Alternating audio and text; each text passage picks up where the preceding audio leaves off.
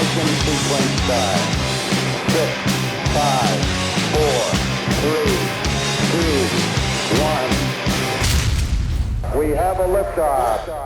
Yes, once again, we have liftoff. I want to thank you for tuning in to another episode of the Big Truth Podcast. And I have the pleasure of sitting here tonight with my brother from another mother, Lord Willin from Providence, Rhode Island. What's happening? What's up, my brother? What's happening, man? Yo, Jimmy G on the intro, Murphy's Law. What up, Jimmy? Yeah, I love absolutely. Jimmy. Absolutely, yeah, absolutely, man. Word, man. I mean, that's such a slept-on song. And it's dude, that song's so amazing. epic. I got a lot of stories. I got some classic stories with Jimmy, but they're probably stories that I can't tell on here. But Jimmy's the best. Yeah, Jimmy's the best. They all Jimmy G stories involve a lot of alcohol and a lot of good times. Yeah, a lot of good times, and a couple. We had some good times in Providence and other places. I had a couple really late nights turned into days with Jimmy and stuff. So Jimmy's one of the best, man. And he's just a legend in the fucking game, man. So much respect to you, Jimmy. Love you, bro. Yeah, man, absolutely. One of my favorite humans. Absolutely. But yeah, and today we're actually broadcasting live from we haven't done an episode here since episode 1. Oh, word? With Johannes. Nice. We're at the counter here at Atomic Inc. in Swansea, Mass, just on the Rhode Island border.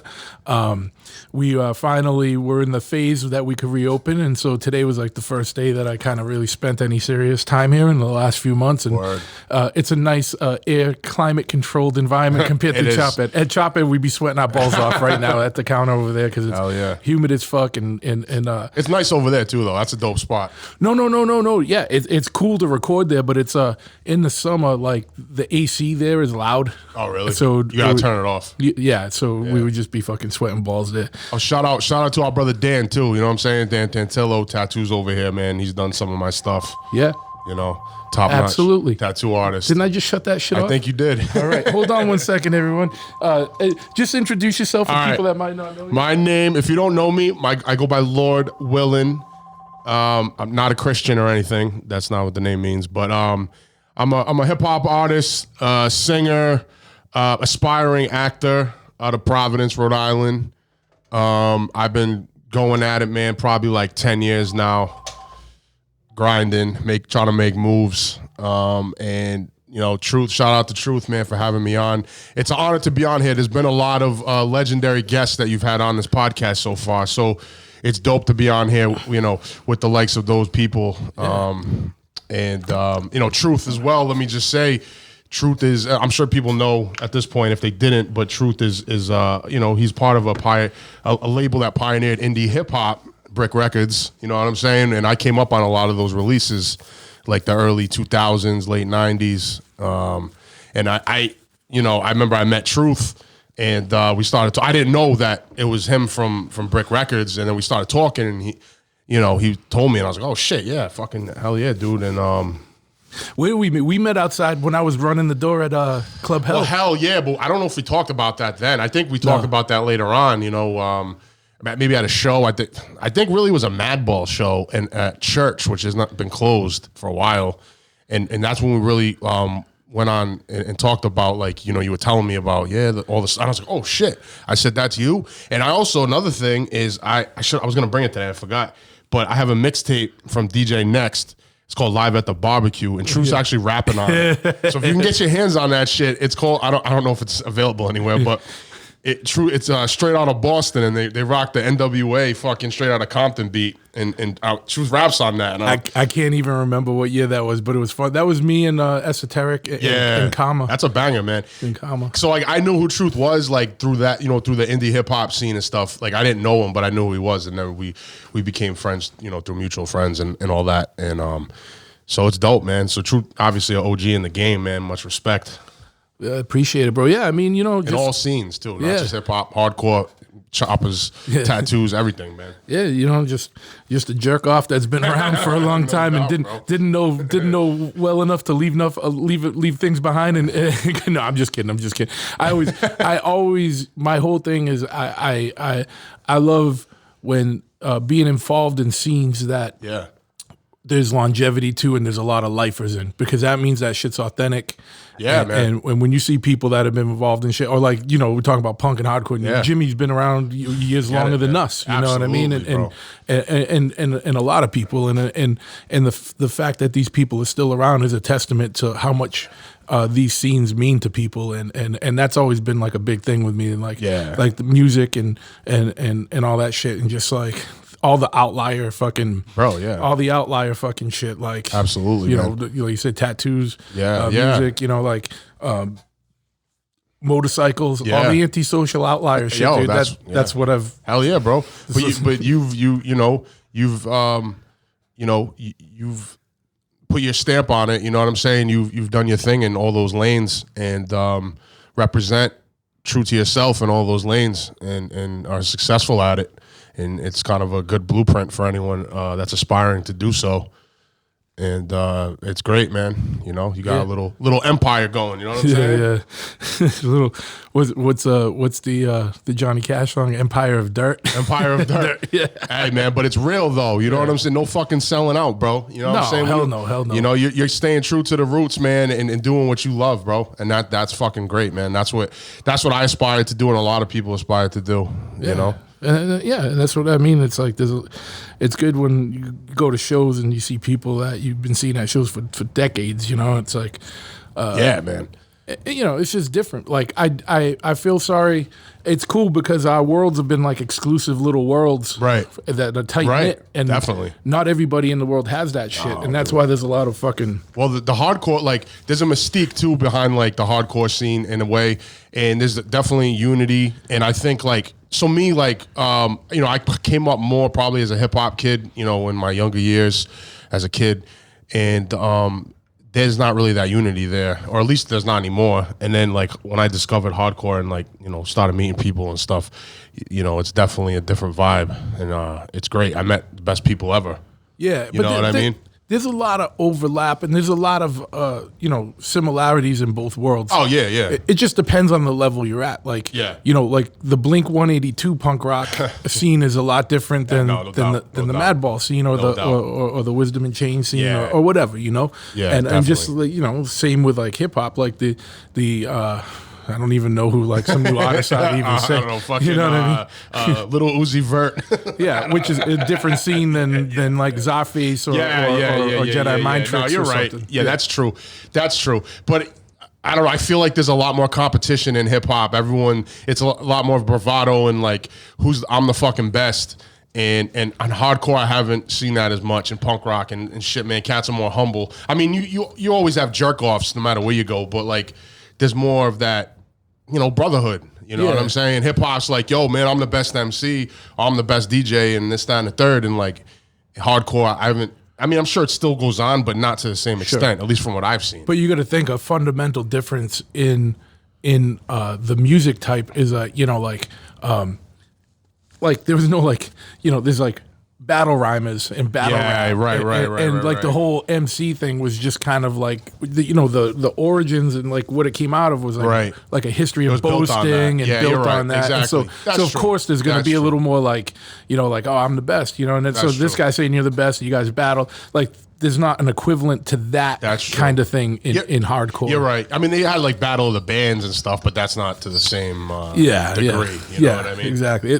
That's just like a type of show that goes on. It's not like a bands battling in hardcore punk rock. Were you ever in any battle of the bands with like ITI or anything? No, we never did any of that stuff. We were like the degenerates of hardcore. Like it was just not like degenerates. Like we were just like knuckleheads. That's all. So it was hard for us to do anything because with us it was like our guitarist was always in and out of jail. I love him to death. Well, it's Keith. He just moved back to this area, so I'm stoked to see him around. That's the scene, though, man. Yeah, and just we were just we were limited to what we could do because we were always all getting in trouble and doing dumb shit. Yeah, of course. But it was fun, and it was fun, and those were different days, and pre cell phones and cameras everywhere, and There was Big a lot brother, motherfucker. It was a lot more wilder times, I think, than now. Because even now, I see, like, when you see kids growing up today, like, there's some shit going on or whatever, but it's not as wild style as it was when we were kids. Like, you know, like, you know, I think it's just because people are more limited. They can't get away with as much. Or well, no, exactly. And like you said, everyone has a camera. So anyone can record any, like, dude, like, you know, I've worked in the nightlife scene for quite a while, over a decade probably. And you see kids start fights, and then when the person they start with is like, okay, what's up? They pull their fucking phones out and try to record you. Like, yo, dude, like, come on, man. You know, the whole generation is just fucking crazy. It's soft, dude. You know, pussy shit. And that's another thing we have in common, right? Like when we both been doormen and security for absolutely for a long time. I mean, luckily, I'm glad I get to retire from that. But you never fully retire. You might go back. I know. But I don't miss. January and February nights standing outside with you know, like standing there with no heat or nothing. You, bro, I hear you. Because me and Jim were so like antisocial at the door, and we didn't want people hanging around. So they even offered us a heater, and we're like, no heater. We don't want people hanging around out here. We just want people to come in or out. And Truth, the antisocial door guy. But yeah, man, like. I remember that all the time too. That there would be a lot of things like that. Some asshole gets thrown out and then starts a fight and wants to fight the bouncers and then gets handled, and then they come back and like put a lawsuit on the club the next day. It's like, and you guys didn't fuck around over there either. I seen some shit over there. You know what I'm saying? No joke over there. Yeah, those were good times. Providence was a little, and that wasn't that long ago, but Providence was even then was a little different. You know what I mean? But you got to think too, like that block. Was insanity because absolutely. You had Hell, which was whatever that night because it was different bands or whatever. Right. But then you'd have like the Latin club, you got like the hip hop club, you got like the frat boy club. You had all the clubs on that block, and they all got out at the same time. Yeah, and it was just all filled with drunk fucking jackasses. And then the cops would bring the fucking horses out too. The tear gas and horses. I seen some chaos down there, bro. I seen some shit, man. I seen some crazy shit. It was like a riot every weekend. Dude, I seen some kids get fucked up. Oh yeah, dude, it was, it was fucking mayhem, but it was always entertaining. Like it was just it was. Yeah, I can't even imagine. Just like when you see like the riot scenes, that was like every Friday night in fucking Providence. I know. Did you ever work the door on fetish night? I did. That was hysterical. Yeah. Because it was just like you never knew what the fuck was gonna come through that door. I went there once, bro. Grown men in diapers, the gimp masks, dude. Whatever, dude. Like there was. Oh my god! I went in there one night, dude, and I was like, "What the fuck is this?" Oh yeah. A mutual friend of ours. Like I won't blow up his spot, but we both know him well, and he. Some people he knew used to go, so he's like, "Yo, you want to roll with me over there?" And I was like, "All right, fuck it." And dude, I walked in there. I said, "What the fuck did you just bring me into?" Oh yeah, like, and I don't even know. I mean, this is before I knew you. You could have been at the door, but Billy. Billy was in there working. Oh yeah, that's my dude right there. Shout out to Billy, man. Billy's good guy awesome. right there, man. Yeah. Solid dude. Yeah. That was the fun thing about Club Hell because Psycho, the dude one of the Psycho owners, too, man. Good guy. Yeah. He always made sure he had good dudes working. Oh yeah. So it was like there was no slackers. You hear about other people that were like bouncers or security, and like something happened and no one else is to be found. Like everybody was like all solid motherfuckers. Was solid, and it was cool because we all became like good friends, and everyone there was all kinds of characters there. But yeah, bro. Well, it was always a good time. It's important to have that camaraderie. Like people don't realize, like, when you're working in that field, and it's an underappreciated, underpaid fucking field. I've been doing it for a long time. Yep. And, you got to have each other's back, man, because if you don't, man, things can, they can go crazy real quick, and you can find yourself in a bad spot. So the guys you're working with, and girls too, you got to make sure everyone's on point and everyone has your back. Absolutely. And that was the thing. And like, so me and Jim would be at the door a lot. I liked being at the door more than I liked being inside. I hear you. I mean, it depends for me. I mean, but again, like January, whatever, no doubt. Yeah. But that's just the anti-socialness too. Like just being on the door, like you deal with people for 2 seconds, you don't have to be in there and all this shit. Yeah. Especially like when I first started bouncing, like, you could still smoke inside, and I hated coming out and like all my clothes would smell like cigarettes, like, but where did you, Donna, but where did you bounce other than Hell?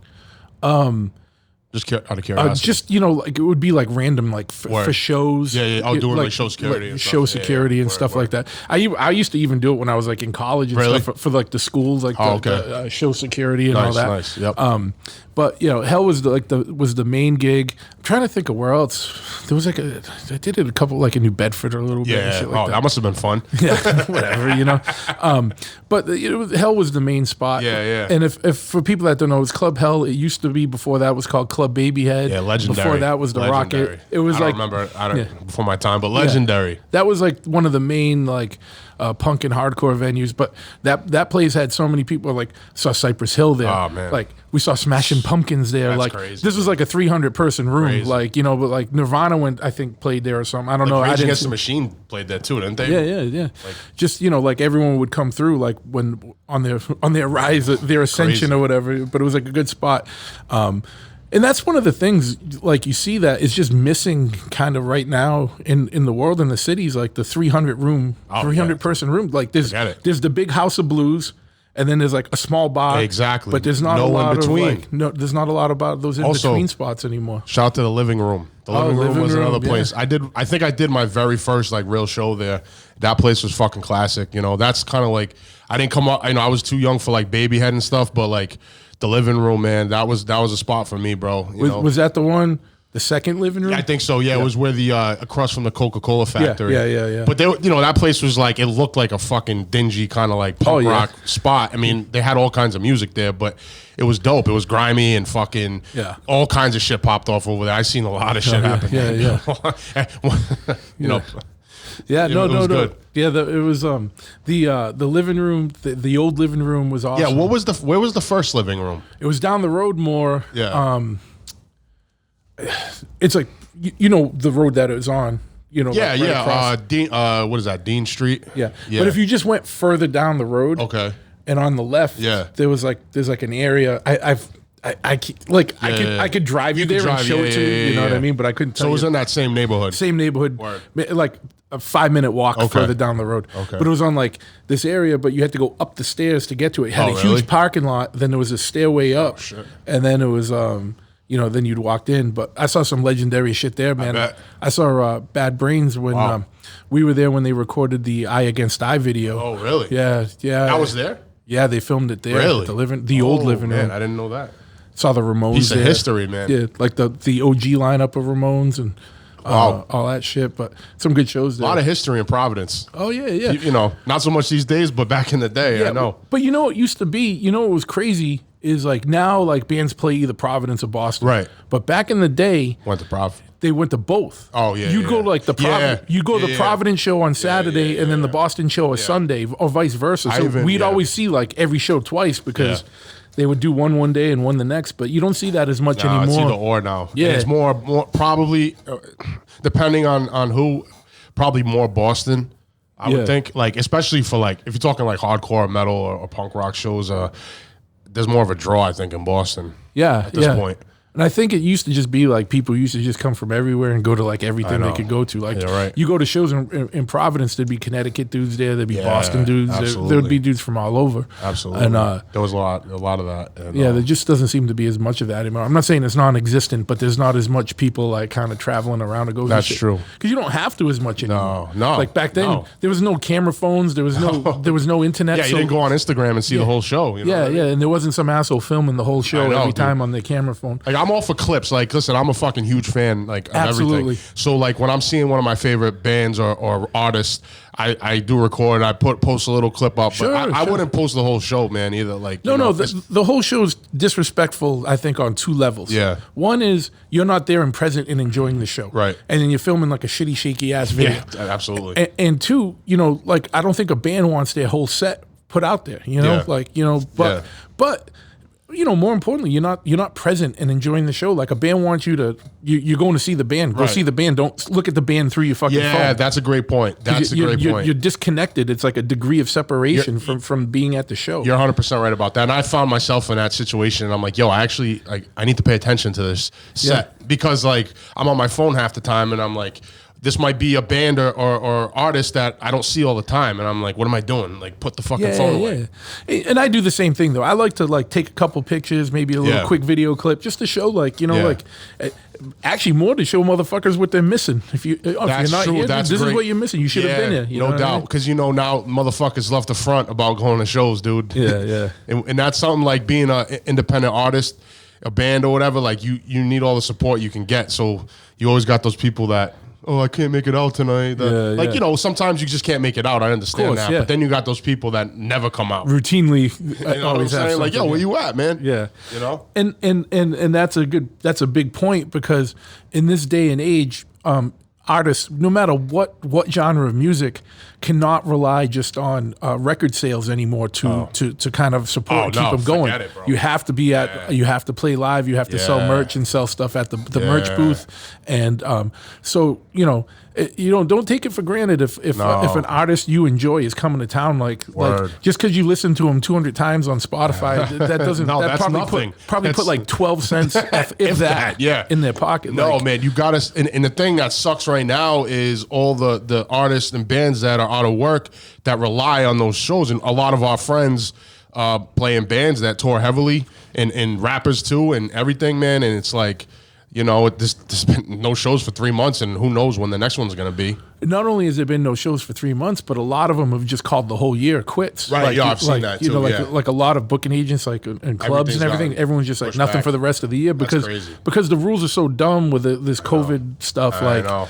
And I feel like that's a subject that's been beat to death on this podcast. I said the truth before. I was like, I'm gonna get you fired up. I love when he gets fired up. I know, but it's just because it's just how this was handled was so fucking stupid. Like, there was no rhyme or reason to it. It's like, and, everything changed. I know we didn't know a lot about it. Right. But as we learned more, like, and even as we learned more, like, in the same sources that said you didn't need to wear a mask, which is like WHO and all that, later on said, yeah, you do need to wear a mask. And now they're back to saying, you don't really need to wear a mask. It's not really doing much. And now they're saying, oh, if you're asymptomatic, it'd be really hard for you to even spread this. But at the same time, all that's being said, all the states are still like enforcing these rules as if it was like fucking Ebola we're dealing with. The mask rule, yeah.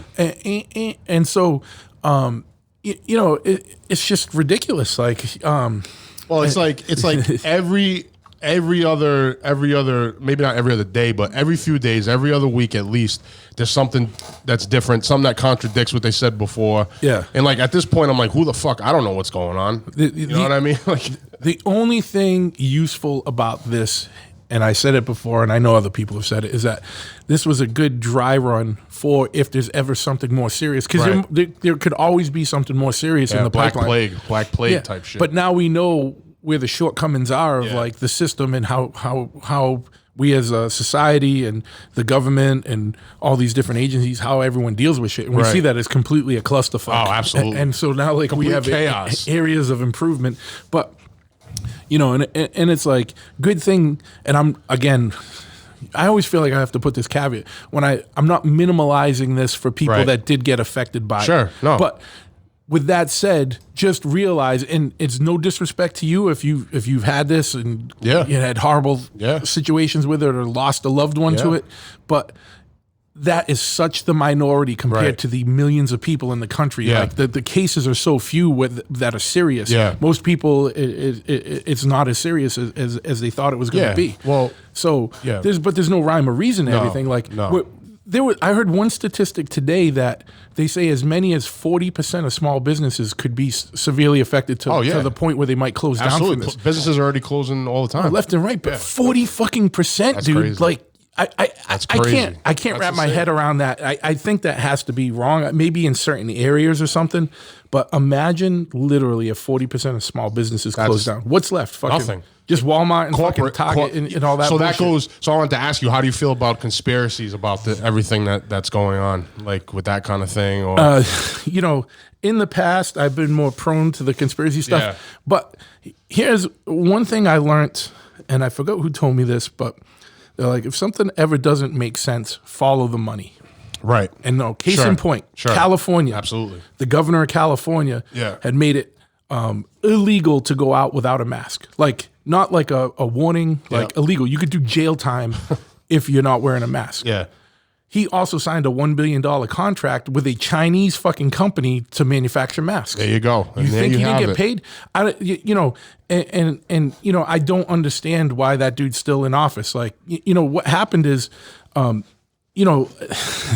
we go. Yeah, no, let's go get him. Here Go we get him, fucking Truth. go. No, like, you know what I mean? They call him Truth for a reason. These motherfuckers need, fuck us. I'm not talking about the government. Fuck the American people because we let them get away with this shit. You know what I mean? We don't hold politicians accountable anymore. And do we have the power to even hold them accountable, though? That's the question. I mean, that's my question. We should. They're our representatives. Well, I agree with you. They're not our rulers. But the system's corrupt. So can we really? What can we? I mean, it's a multifaceted problem because the middle class is more overworked than they ever been. Like where it used to be one person in the family could provide for a family of 3 or 4 on one salary. Now it's like so everyone's both parents are usually working now. Some are working. A lot of them working 80, two jobs. 80 years old. And so so you're distracted there. You don't have time to research this shit. To the American media, which is owned by 90-something% of it is owned by 6 corporations, is spinning the narrative, whatever narrative they want. And if you watch CNN or MSNBC, you're going to get more of the Democratic slant. The oligarchy. Yeah, and if you watch, Fox, you're going to get more of the right-wing conservative slant or the Republican Party slant. Both of the parties, for the most part, not every candidate, but most candidates are not people that represent the U.S. people anymore. Oh, no, absolutely They all represent corporate interests as different corporations. Do you think they ever really represented the people? I mean, yeah. I mean, what the problem is that it's just... there's always politicians that represent the people. Yeah. But by and large, those politicians, like if you try to go to the big stage, like the presidential things, like those guys and gals get marginalized and kind of made to look wacky or whatever. And they get, there's an old boy network. Exactly. For both parties. Yeah, don't get it twisted. 100%, you know what I mean? 100%. And like I talked about on another podcast, we saw that with Bernie Sanders. Everyone was so behind Bernie. When Mike Gallo was on. Shout out to Mike Gallo too. Yeah, absolutely. My brother. Yeah. And so, I don't have to keep saying the same shit. I get sick of it. But it's like, there's just so much fucking craziness and chaos out there.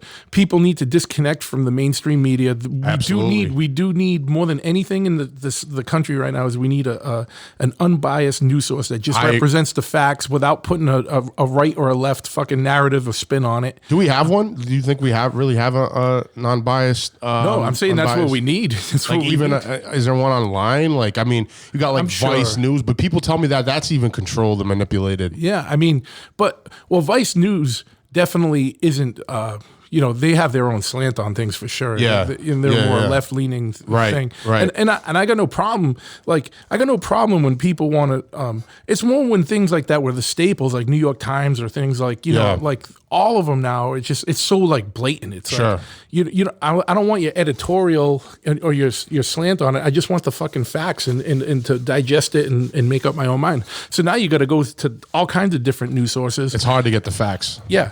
But so you got fake news and you got fucking this one saying that and that one saying this. Like, but it's like, so you have a distracted population that's overworked, that's being baffled with bullshit all day. Yes. You know what I mean? So it's like, here's what I did with all this COVID shit. I just stopped watching all of it. Yeah. And I just started living life and I was like, hey, guess what? Life ain't that different. Like, you know what I mean? Like, and I've known people that have had it. Yeah, absolutely. It's not a big deal. Yeah. I know of other people that have lost people from it. So again, no disrespect to that, but just remember, definitely, man. It's such a small amount of people. Yeah. It's not an amount of people that justify shutting down the country for fair enough 3 or 4 months. Oh, fair enough. And like when this thing first happened, dude, I had a period where I was kind of like freaking the fuck out. Sure, yeah, like absolutely. Panic and like then I'm like doing research on like the bubonic plague and like is this because honestly, dude, like for a minute there I thought this was it, like this was gonna happen like that, and then as time is going on we see, I'm not saying it's not serious because it is, but back to what you were saying, was it necessary to completely shut everything down? I don't know. I don't think so. I mean, again, not to beat the dead horse here, but Yeah. McDonald's was open. McDonald's was open, and Liquor stores. and liquor stores were open. I got a lot of alcoholic friends, but and fucking and Walmart was open. oh So yeah, of course. Walmart's not going to close, dude. Yeah. If there was nuclear war, Walmart ain't fucking closing. exactly. They just close earlier now. Yeah. And so but the thing that I'm not scared of Corona. I'm scared of what.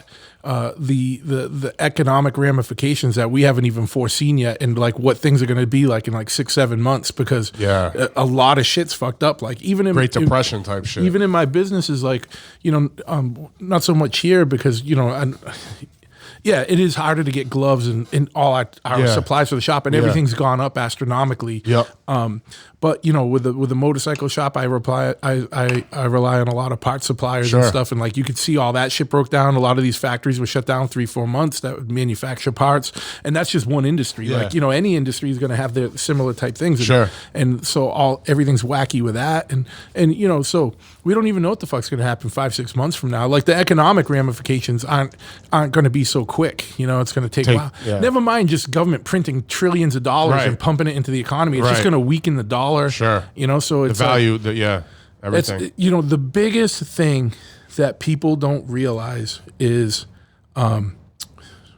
there's a couple things, and I've said it before. One, the government doesn't make money; the government takes money. Right. They take your money. It's your money. That they get most of that is funding most things. The taxes. And then but the thing that is the creepiest thing is that you think about so the government wants to put $4 trillion into circulation to help stimulate the economy. Yeah, right. They don't just print that money. Right. They borrow it, right? They borrow it from the Federal Reserve. The Federal Reserve is a misnomer, not a misnomer. I don't know what the word is. Who owns that?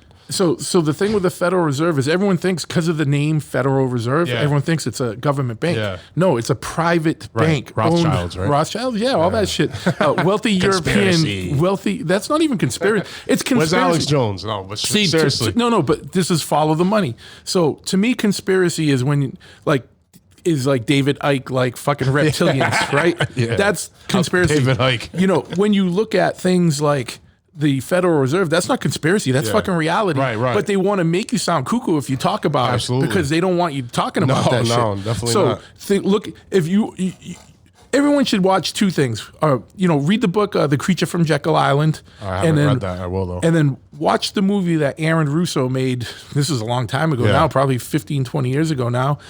He made a movie called "America: Freedom to Fascism." Oh, word. Aaron Russo was a Hollywood producer. He made Trading Places, I think. Okay. He was married to Bette Midler. Oh, wow. He used to be Led Zeppelin's manager back in the day. He was like a Hollywood, he was a Hollywood producer. Yeah, he was in the game. He made films that you've seen, no doubt. And like I said, he was married to Bette Midler. He researched this and kind of threw away his whole career because he made that movie, America, Freedom to Fascism. He died a few years later. Now, if you want to get into conspiracy, look into that. I don't know. And what did the movie get into exactly? But it broke down the whole thing with the Federal Reserve and our money.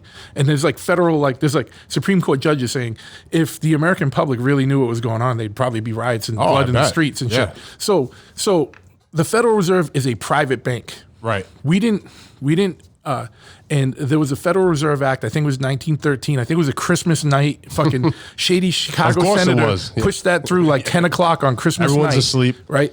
And it went through, and basically every founding father had always warned, don't give the control of the money to one of these central banks. Right. Like, always keep control of your own money. So those central banks were in existence prior to the inception of this country.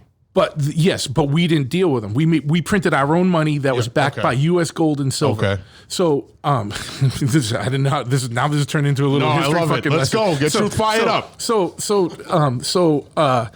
1913 they put the Federal Reserve Act through, which overnight gave control of our money from the U.S. Mint.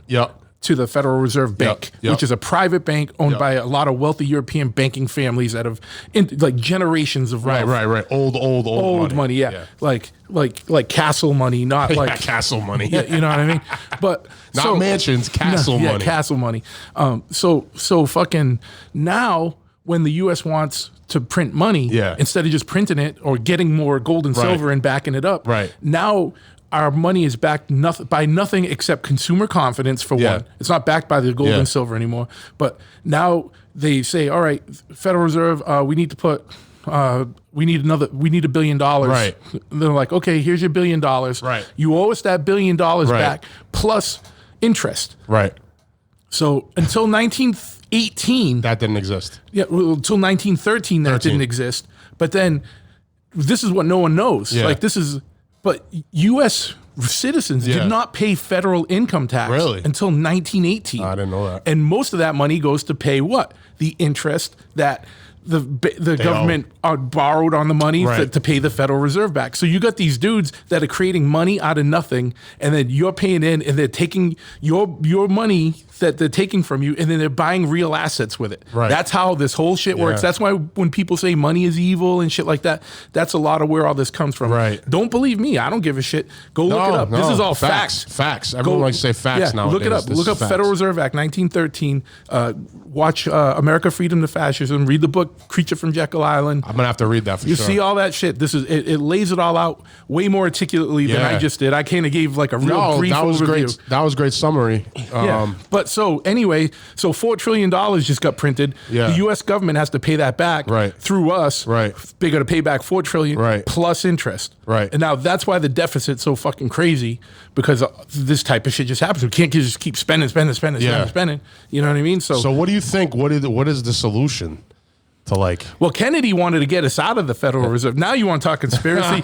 I'm just I going to say. love the Kennedy conspiracy too. So it's not even a conspiracy. But it's not even conspiracy. He started, if you remember, there was when Kennedy was in office, he started printing money from the U.S. Mint again. They were called silver certificates. They were like $2 bills. You could see it was blue print on it in some areas instead of green. Yep. And that was backed by U.S. silver. Okay.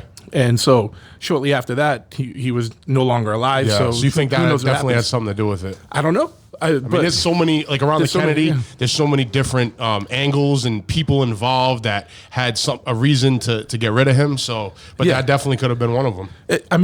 It's just as pliable, it's just as possible as anything else. You know what's crazy? They did like a poll a while back saying, and I think it was like something like 60% of the population think that it wasn't just one shooter and that there's some kind of conspiracy involved with his death. Oh yeah, there definitely is. And then that's fucked why up is that, like though? that Like- shit was supposed to be released, and then they locked it down for another whatever years. Yeah. Probably because some of the motherfuckers are still alive that are complicit with shit. But I don't know. But that's where you can put like conjecture and conspiracy. Right. I don't know. Like, and Yeah. I'm not one of those guys. Like, I'm not one of those guys that watches something on YouTube or reads reptilians two did it. book and is like, oh, I'm going to tell you what happened. I don't know. yeah. I like to talk about possibilities, Yeah. and to me, a lot of the thread that makes the most sense is follow the money. Yeah. Like, No, and I agree. You know, Money is what dictates a lot. yeah. What happens in history? Money, wealth, and power. You know, is what.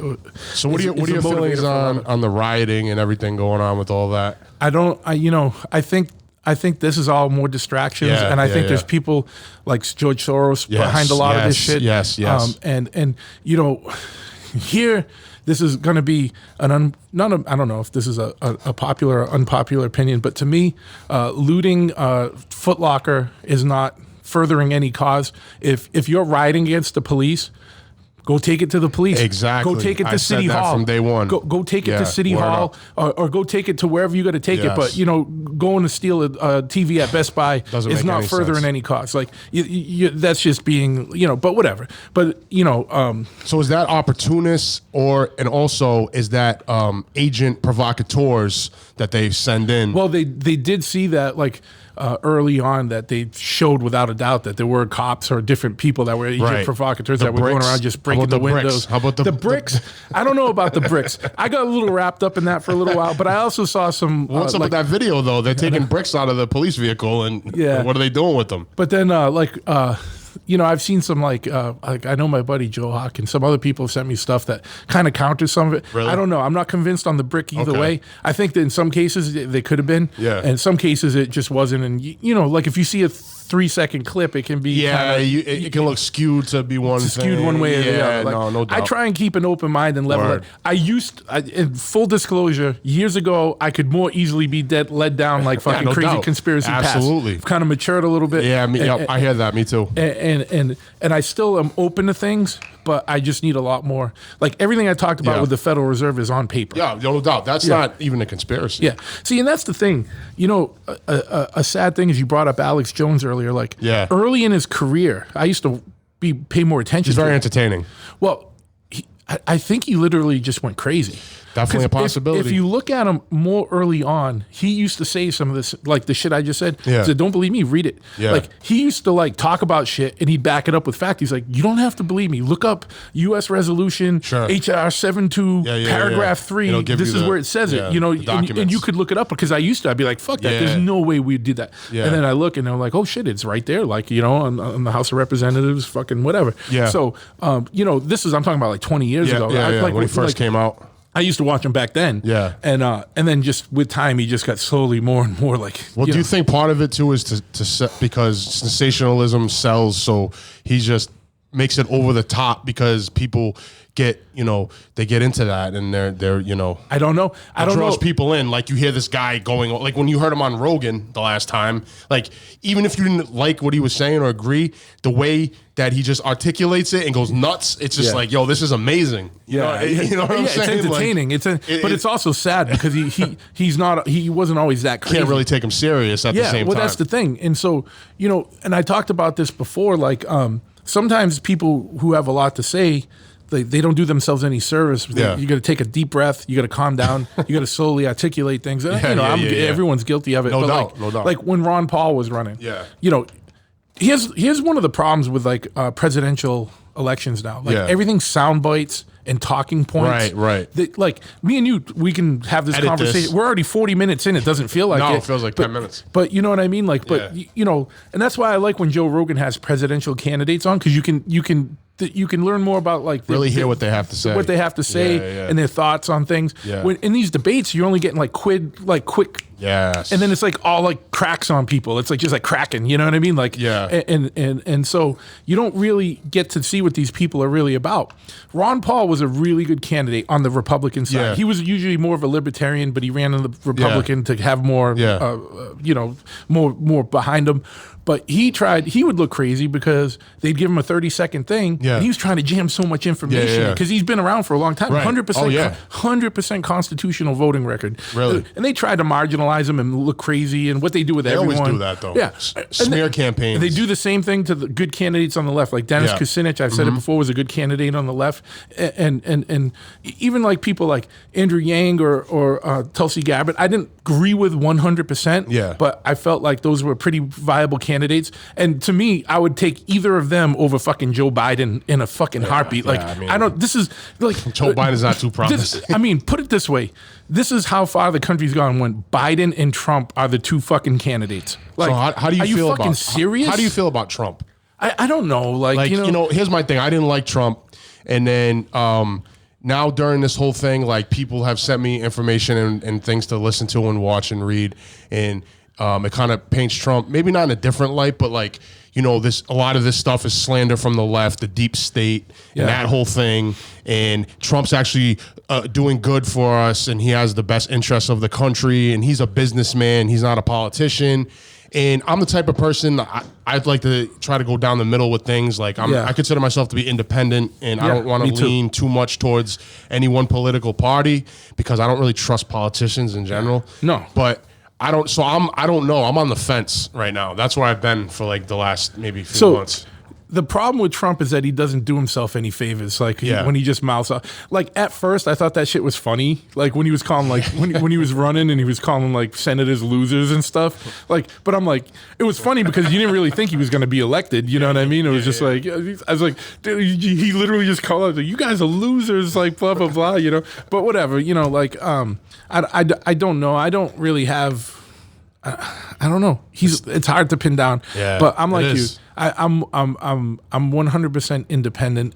I think the other thing that would be good for the country is if everyone unenrolled from from the political parties Sure. and just registered as independent, Sure. and like started really making these motherfuckers earn your vote. Why not? Because Yeah, you know that, definitely, man. like, what do you got to lose by doing that? Like, you know what Nothing. I mean? That's Like, how it no. should be. That's how it should The be. politicians are supposed to represent the people, not the agendas of corporations and trillionaires and all this other bullshit. They're supposed to represent us. Yeah. Well, here's the thing. Here's a book you should read. I think it was a guy named Lou Dobbs that used to be. Heard of him. He used to have a show, and you know I don't always agree with him, but he wrote a book called War in the Middle Class, I think I've heard of that, actually. and that's a good book. And he was talking about like when Reagan was president. He Yeah. talked about how many full-time lobbyists there were in Washington at that time. Yeah. And then when he wrote the book, I think George Bush was still in president. Okay. And the number, I mean, at that time, this is pre-Obama. Yeah. There was, I mean, I can't remember the number, so I don't even want to talk about it, but it was like 10 times the number of full-time lobbyists. There was a lobbyist, when he wrote that book, there was a lobbyist for every senator and every congressman, Sure. every member of their staff, and every member of their fucking family. Like, Right. just Right. in the DC area. So, Right. and you know, a lot of these lobbyists write legislation. They'll give it to Yeah. one of the representatives, push this through. Right, They write it. Exactly. They write it in the language they want, and that's why they got to stop doing all this fucking shit too. When they put a bill through, Yeah. and it should be like 2 pages, and it Yeah. ends up being 500 pages, Right. and it's got all this weird shit And you that don't has even know what the nothing. fuck it says. Oh, yeah, and they just vote it through without even reading it. Yeah, right. And you know, and they do it on both sides, so both parties are fucking bad with this. I agree. And you know, there should be new laws about, like, if you're putting a bill through, it can only be about what that bill's about, not put other shit through that has nothing to even do with with what the bill's dealing Right. with. Like, and you know, I honestly think that shit should be written in common language too, not in legalese, like, so that people can understand. people so they can understand can it. look at it and read Yeah. it, like common people can Yeah. can read it and that understand are familiar with the political terms and the legal terms. the legal terms. Yeah. No, that's true, man. Because who wants to sit there and try to decipher something that you don't, you know, and all this political jargon and legal jargon. And who has time for it? Exactly. You know, you have to be really into that stuff. But no, I agree with you. The whole system's just great. It's manipulated and it's fucked just up. it's just greed and self-interest and party interest and you know, Is that crony capitalism? it could be, yeah, that's kind of what that gets into, like, Yeah. you know. But you know, it's just crazy because there just needs to be a lot of reform going on, and I think Or people anarchy. How about anarchy? people should pick up that cause while it's you know, while the iron's hot and people are already like, if still a lot of people are out of work, you got time to look at this shit. No now. doubt, absolutely. So you should be in your own best interest. People should be kind of getting more involved and being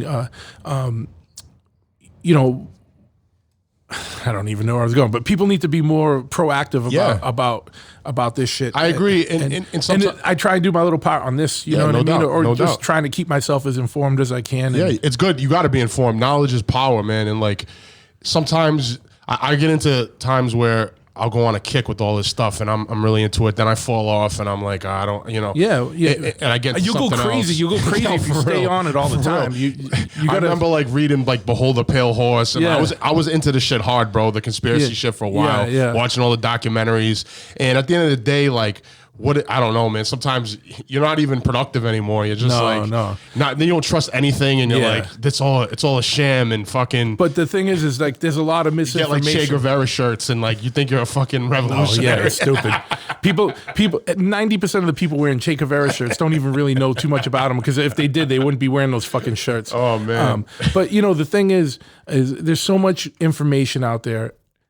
It's just overwhelming. And two, there's so much of the information that's out there is misinformation. Right, exactly. And we just need to bring things back to a more common sense perspective and look at what's good for the country, not what's good for a certain political party.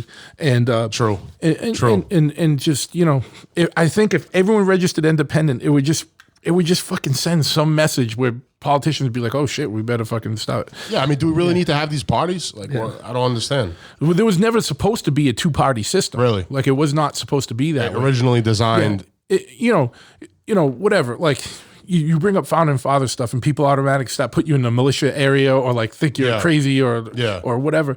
If you look at how a lot of shit was laid out, it was laid out pretty fucking cool. And they thought about a lot of shit. Yeah. Even though, yes, some of them were fucking slave owners and this and that. Like, I'm not condoning that. Yeah. Like, there was different times and, you know, like, whatever. Well, there's one, like, theory, or maybe not even a theory, but people have said basically they broke free from England to establish their own monarchy, imperialism, here in a new territory and basically took that model. Do you agree with that? Well, I think the founding fathers I'm talking about. I don't think so, because if you really look how a lot of shit is laid out, it's made to not do that. Okay. And a lot of the messages were like, don't let it become that. Yeah, right. That's true. You know that's a good point. Yeah, definitely. And then like literally they wanted to make George Washington king and he said no. Right. No monarchy. No monarchy. So I don't know. You know, I wasn't there. Yeah, no doubt. Just based on shit we read, you know, or looked at, you know, it seems like things were thought out pretty well. Yeah. And you know, some of the dudes are probably fucking dickheads and you know, like whatever, like, you know, I'm not condoning any of the shit, but you know, how things were laid out are a lot different than how things are actually operating. Absolutely. Today. And you know, the other thing too is humans are prone to corruption and greed. Yeah. So even if people have a righteous agenda at first, that might change. Yeah. Like some guy might get into politics and say, I want to change the world. I want to change the system. And then as he goes along or she goes along, can't beat him, join him. Exactly. I'm sure that happens all the time. Yeah, of course, you know. And, you know, here's the thing, though, is if you look at a lot of these presidents, they always campaign on all these campaign promises. How much of them actually really come true? And then pretty much none. Like, I don't, you know, outside of COVID, I'm like trying to, how different is my life under Trump as it was under Obama, as it was under Bush? That's a great question. I don't know. Like, I don't feel like it's that different. I mean, people come out and say, well, this happened and that happened with this and that, Obamacare or something else. And but you're right, though. Like, is your day-to-day really affected, you know? Post 9/11 is a different world than pre 9/11. You know, if you look into the Patriot Act, there's a lot of crazy shit in that. Forget about it, the Patriot Act. One of the most un-American pieces of legislation to ever be put through. That's a total invasion of privacy. Oh, just craziness. But you know, like you know, that's a whole different world. You don't want to go down that rabbit hole. Yeah. But you know, so but I forgot where I was going. But like, you know, I think, you know, one thing that people also need to do is get more involved in local politics because, you know, that can affect you more than anything. True, that's right. More than what the president shit's going to do. Like, you're local. And, you know, I just saw something like my friend Jim sent me this thing and I posted it up on Instagram this week. Andover, Massachusetts, Amazon new warehouses open in there. Oh yeah, I saw that you posted that. $27 million tax break. Why the fuck does Amazon need a $27 million tax break? No, Amazon's killing it right now, dude. They profit in the billions and they pay no taxes. The dude that owns it or whatever. Bezos. He just became like a trillionaire. Is it a trillionaire? I don't know. He became like one of the richest people in the fucking world. So here's the thing: is like last year, Amazon paid no taxes, like zero, and you know they got ways of, you know, manipulating money around. Is that Trump? No, that's just corporate shit. Yeah, this is how it works. That was, I don't know, Trump's not doing anything to help it. But right. It's not a condition he made. Right. So, but the thing is like, the thing is with these corporate entities like that, just, I'm not talking about at the federal level with income tax. I'm talking about they come to Andover, Massachusetts, get a $27 million tax break. Where's the tax break for the middle class guy or the lower income bracket guy or girl that just wants to open their own business? Why aren't they getting a fucking tax? They're the one who needs a tax break, not fucking works. Amazon. And then and where were the people like who voted for that? Like, isn't it that they give tax? They're basically passing these laws or whatever to give tax break to their friends.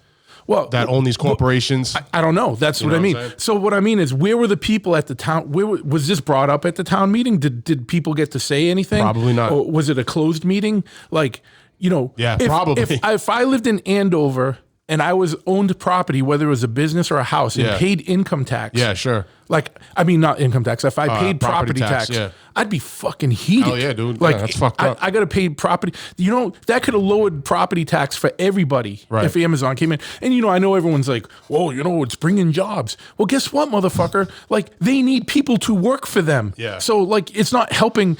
And, you know, Andover's kind of an affluent community. Yeah. I'm sure a lot of the Andover people aren't working on the ground floor of the fucking warehouse for Amazon Fulfillment Center. You know what I mean? And I'm just, let's be realistic. Real talk, man. Yeah, let's be realistic about it. Like, you know, and so, you know, well, it's going to bring jobs, blah, blah, blah. Like, well, good, you know, but they need people to work for them. Yeah. So, like, you know, that shouldn't be the taxpayer responsibility to give them a free fucking break, you know what I mean? True. Give them a free place. And like, I think where like some dude wants to open up a sub shop or some gal wants to open up a hair salon, she ain't getting buys a building, she ain't getting a tax break. Well, how about, you know, what bothers me too is like when these, like a Walmart comes in, and I'm guilty of shopping at Walmart. I was there earlier today, but like they come into a town and they fucking just take over, dude. They fucking shut everything down.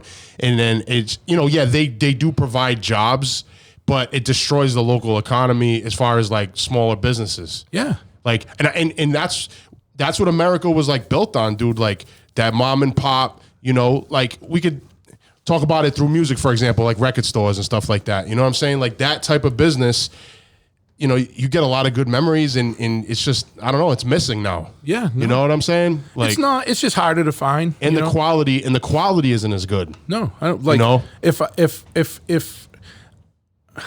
I said it on one of the podcasts, I can't remember. Don't be a Walmart motherfucker.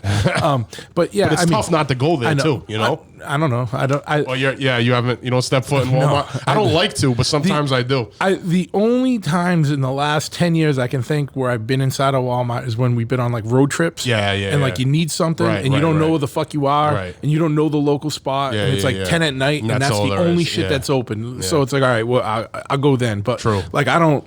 You know, I don't go to the ones, you know, I'm not going to say I've never been in Walmart. Right. You know, but I make it a point not to go there as much as possible. I try not to either, but sometimes the good thing is by me, there's a hardware store up the road. That's a small mom and pop hardware store. I can go there. I can go to, I don't, there's nothing I need Walmart for. I know it's cheaper. Yeah. And I know I could save money by doing it, but I try as much as I can. No one's fucking perfect or can be 100%, but I try as much as I can to put my money where my mouth is. Absolutely. And that's why, like, you know, so, you know, when I put that thing on there, it was funny because I put that $27 million tax break up, and everyone's like, well, that's because people voted for Trump or Republicans. And I'm like, no, that has nothing to do with anything, because I guarantee you the city of Andover doesn't have a large Republican contingent, and like Trump has nothing to do with Amazon opening in Andover, Mass. It's a local issue, and that's why I'm saying people need to be more involved in local issues. That's where you can have the most,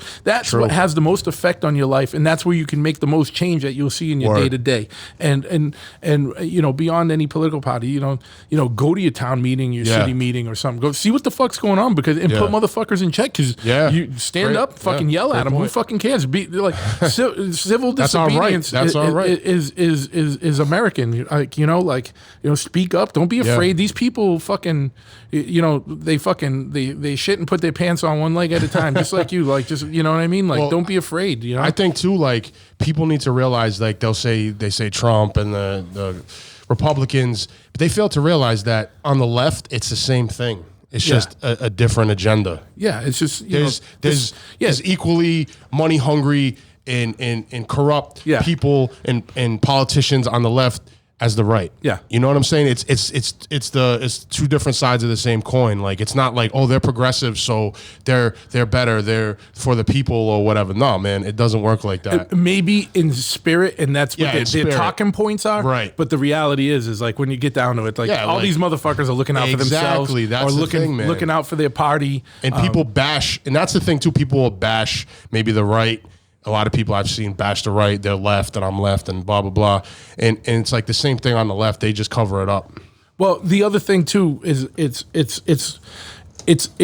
a false division, and now you got a country divided by right and left. Right. Like, definitely. if you don't, if someone's a Republican and you're a Democrat, that person's not your enemy. Right. Like, you guys are still country mates, and Exactly. you know, you live in the same place. You might live in the same town, the same city, the fucking same block might be your neighbor. Yeah. That's not your enemy. No. And you got to stop looking at it like that. Yeah. And I think that's where like internet and shit comes in, because people like, and I talked a lot about this in the last few episodes. Like when we grew up, I grew up and grew up like in like a punk rock thing, or like when I was a kid, like you knew all kinds of people before the internet. Like I knew dudes that were more left, or dudes that were more right, or whatever. And everyone got along. But we all got along, and we would look for the common ground. Yeah. You don't need to do that anymore, because you go online and you join like the Young Republicans Facebook page or the Democratic you know, whatever of this and that, and you got a million people behind you that, you know, are going to say yes to whatever you're saying. And you don't have to.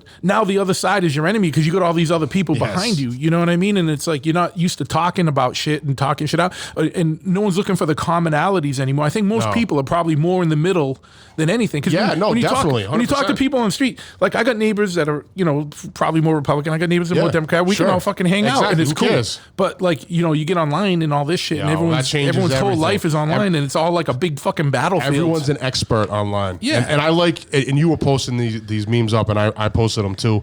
But like when this COVID thing first started happening, everybody came out and fucking said, this is what's going to happen. And everyone was an epidemiologist and a fucking scientist. And then I seen dudes on Facebook making manifestos of phases of what the virus was going to do, and how much of the population it was going to kill off, and all this stuff, bro. And I'm like, these people are fucking insane. They don't, they're like, they work for McDonald's, and now all of a sudden, not to downgrade McDonald's, people that work for McDonald's, but you know what I'm saying? Like virology and epidemiology isn't their specialty or their wheelhouse. And when you posted that shit, I was like, word the fuck up, because that's the real shit, dude. If you're not an epidemiologist or a fucking virologist, I don't know if I said that right, but fucking, if you're not even a doctor, dude, like, come on, man. Leave this shit to the experts, because the experts don't even really know. Well, one thing I learned from working in the medical field for so long is that a lot of the quote unquote experts still don't even know shit. Exactly, right. And so, you know, it is what that is what it is. Word. But dude, we haven't really introduced people to you too much, man. No, but I like this is great, man. People need that shit. I know. And you know, I just like to have kind of common sense fucking no doubt, man, conversations about stuff like it's weird. This show is still like wherever. It's all over the fucking place. It's still finding I don't know the fucking thing. No, but it's great. I mean, it's like free form, shit. man. It's free form, bro. Yeah. You know, there's no you don't have any agenda. Truth does not have a podcast agenda, ladies and gentlemen. No, I don't. It's just he speaks his mind. I talk to friends and interesting people. He doesn't we see where it goes. Exactly. He's not like, I have to get the fucking top celebrity on my show and fucking kiss their ass. You know what I mean? You know? I don't know. What do I even say to a top celebrity? I don't know. That's not. No. But yeah, man. Word. So tell us a little bit more. I know you've been doing. You've been a Providence mainstay hip hop artist for a long time now. I don't even know how many fucking releases you got as far as like between full length albums and mixtapes and side projects and fucking and collaboration projects and stuff. I got a lot of that shit. Mostly, I have yet to release an official album, I would say, but I have a ton of mixtapes, a ton of collaboration projects, and more coming. And I basically been doing the music thing, seriously pursuing it, probably like over a decade now.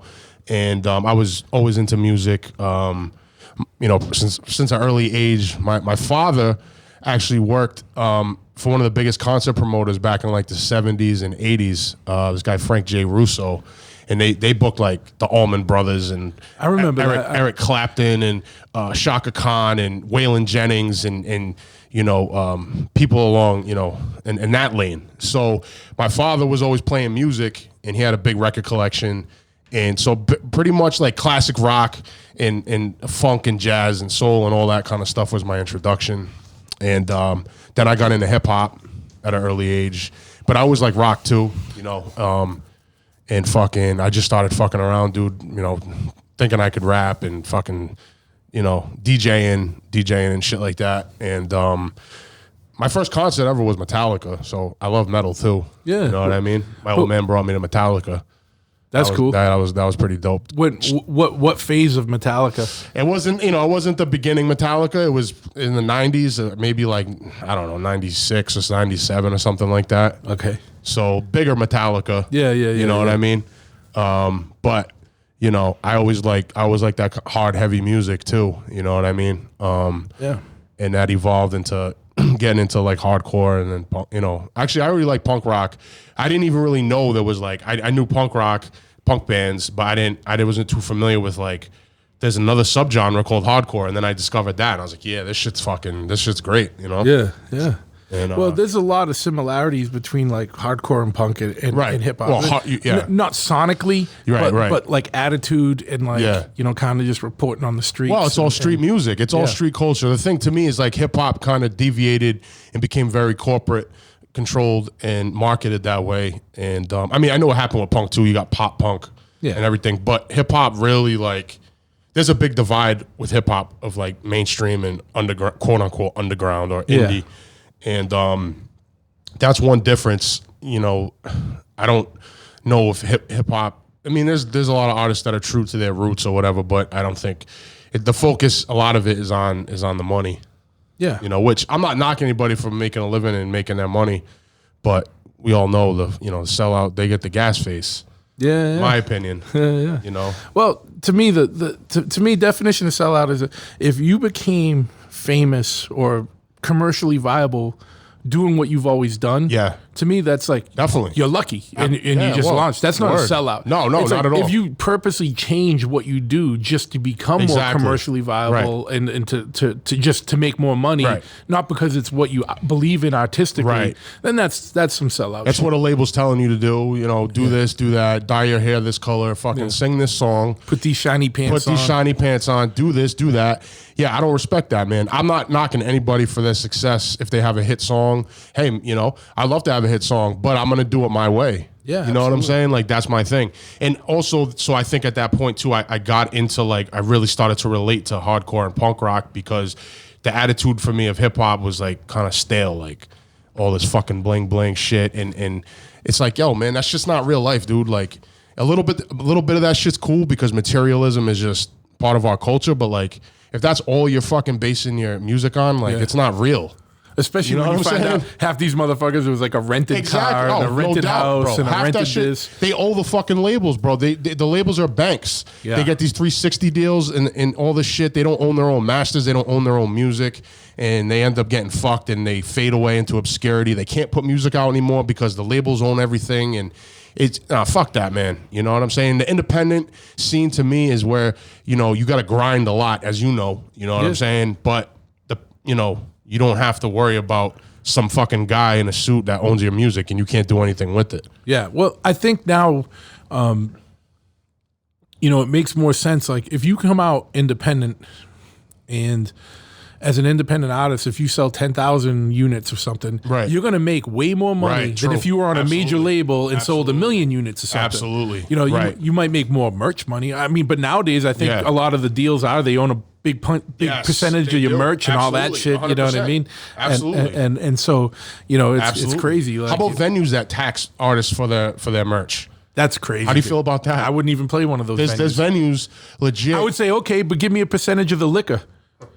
Be like, you can have a percentage of my merch, but give me that matching percentage of the fucking liquor sales tonight. That's not going to happen. Because I brought people here to come see my show. They're drinking in your venue. Right. So if I'm giving you some merch money, give me the liquor money. Yeah, that's what I would do. Yeah, that'd be great. That's not going to happen. I'm not in a position to do that. I don't think American War Machine is making those demands. They should be, though. What the fuck? American War Machine's dope, too.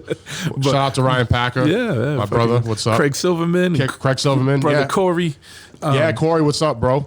But yeah, man, it's it's crazy times. But I don't know. The record labels have always been pretty fucking greedy. The major labels, So record sales aren't what they used to be. So you almost got to expect that they're going to come after other shit. They're going to try and do something. They got to make that money, to make money. And it, the whole industry isn't what it was like 20, 30 years ago. No, it sucks in a way. Yeah. I feel like I always say this too, and you've been around, so I feel like there was more diversity, say, with music back in like well, definitely back in like the 60s and 70s when, to me, that's maybe the greatest period of music ever. But like even in the 90s, let's say for hip hop, for example, you had a lot of different artists getting a push. Like I remember as a kid, hearing like Wu-Tang on the radio, fucking Onyx, like, and then you had your other shit, your MC Hammers and fucking Vanilla Ice and everything. But now to me, it's just so one-sided. It's just one, the diversity's not there anymore.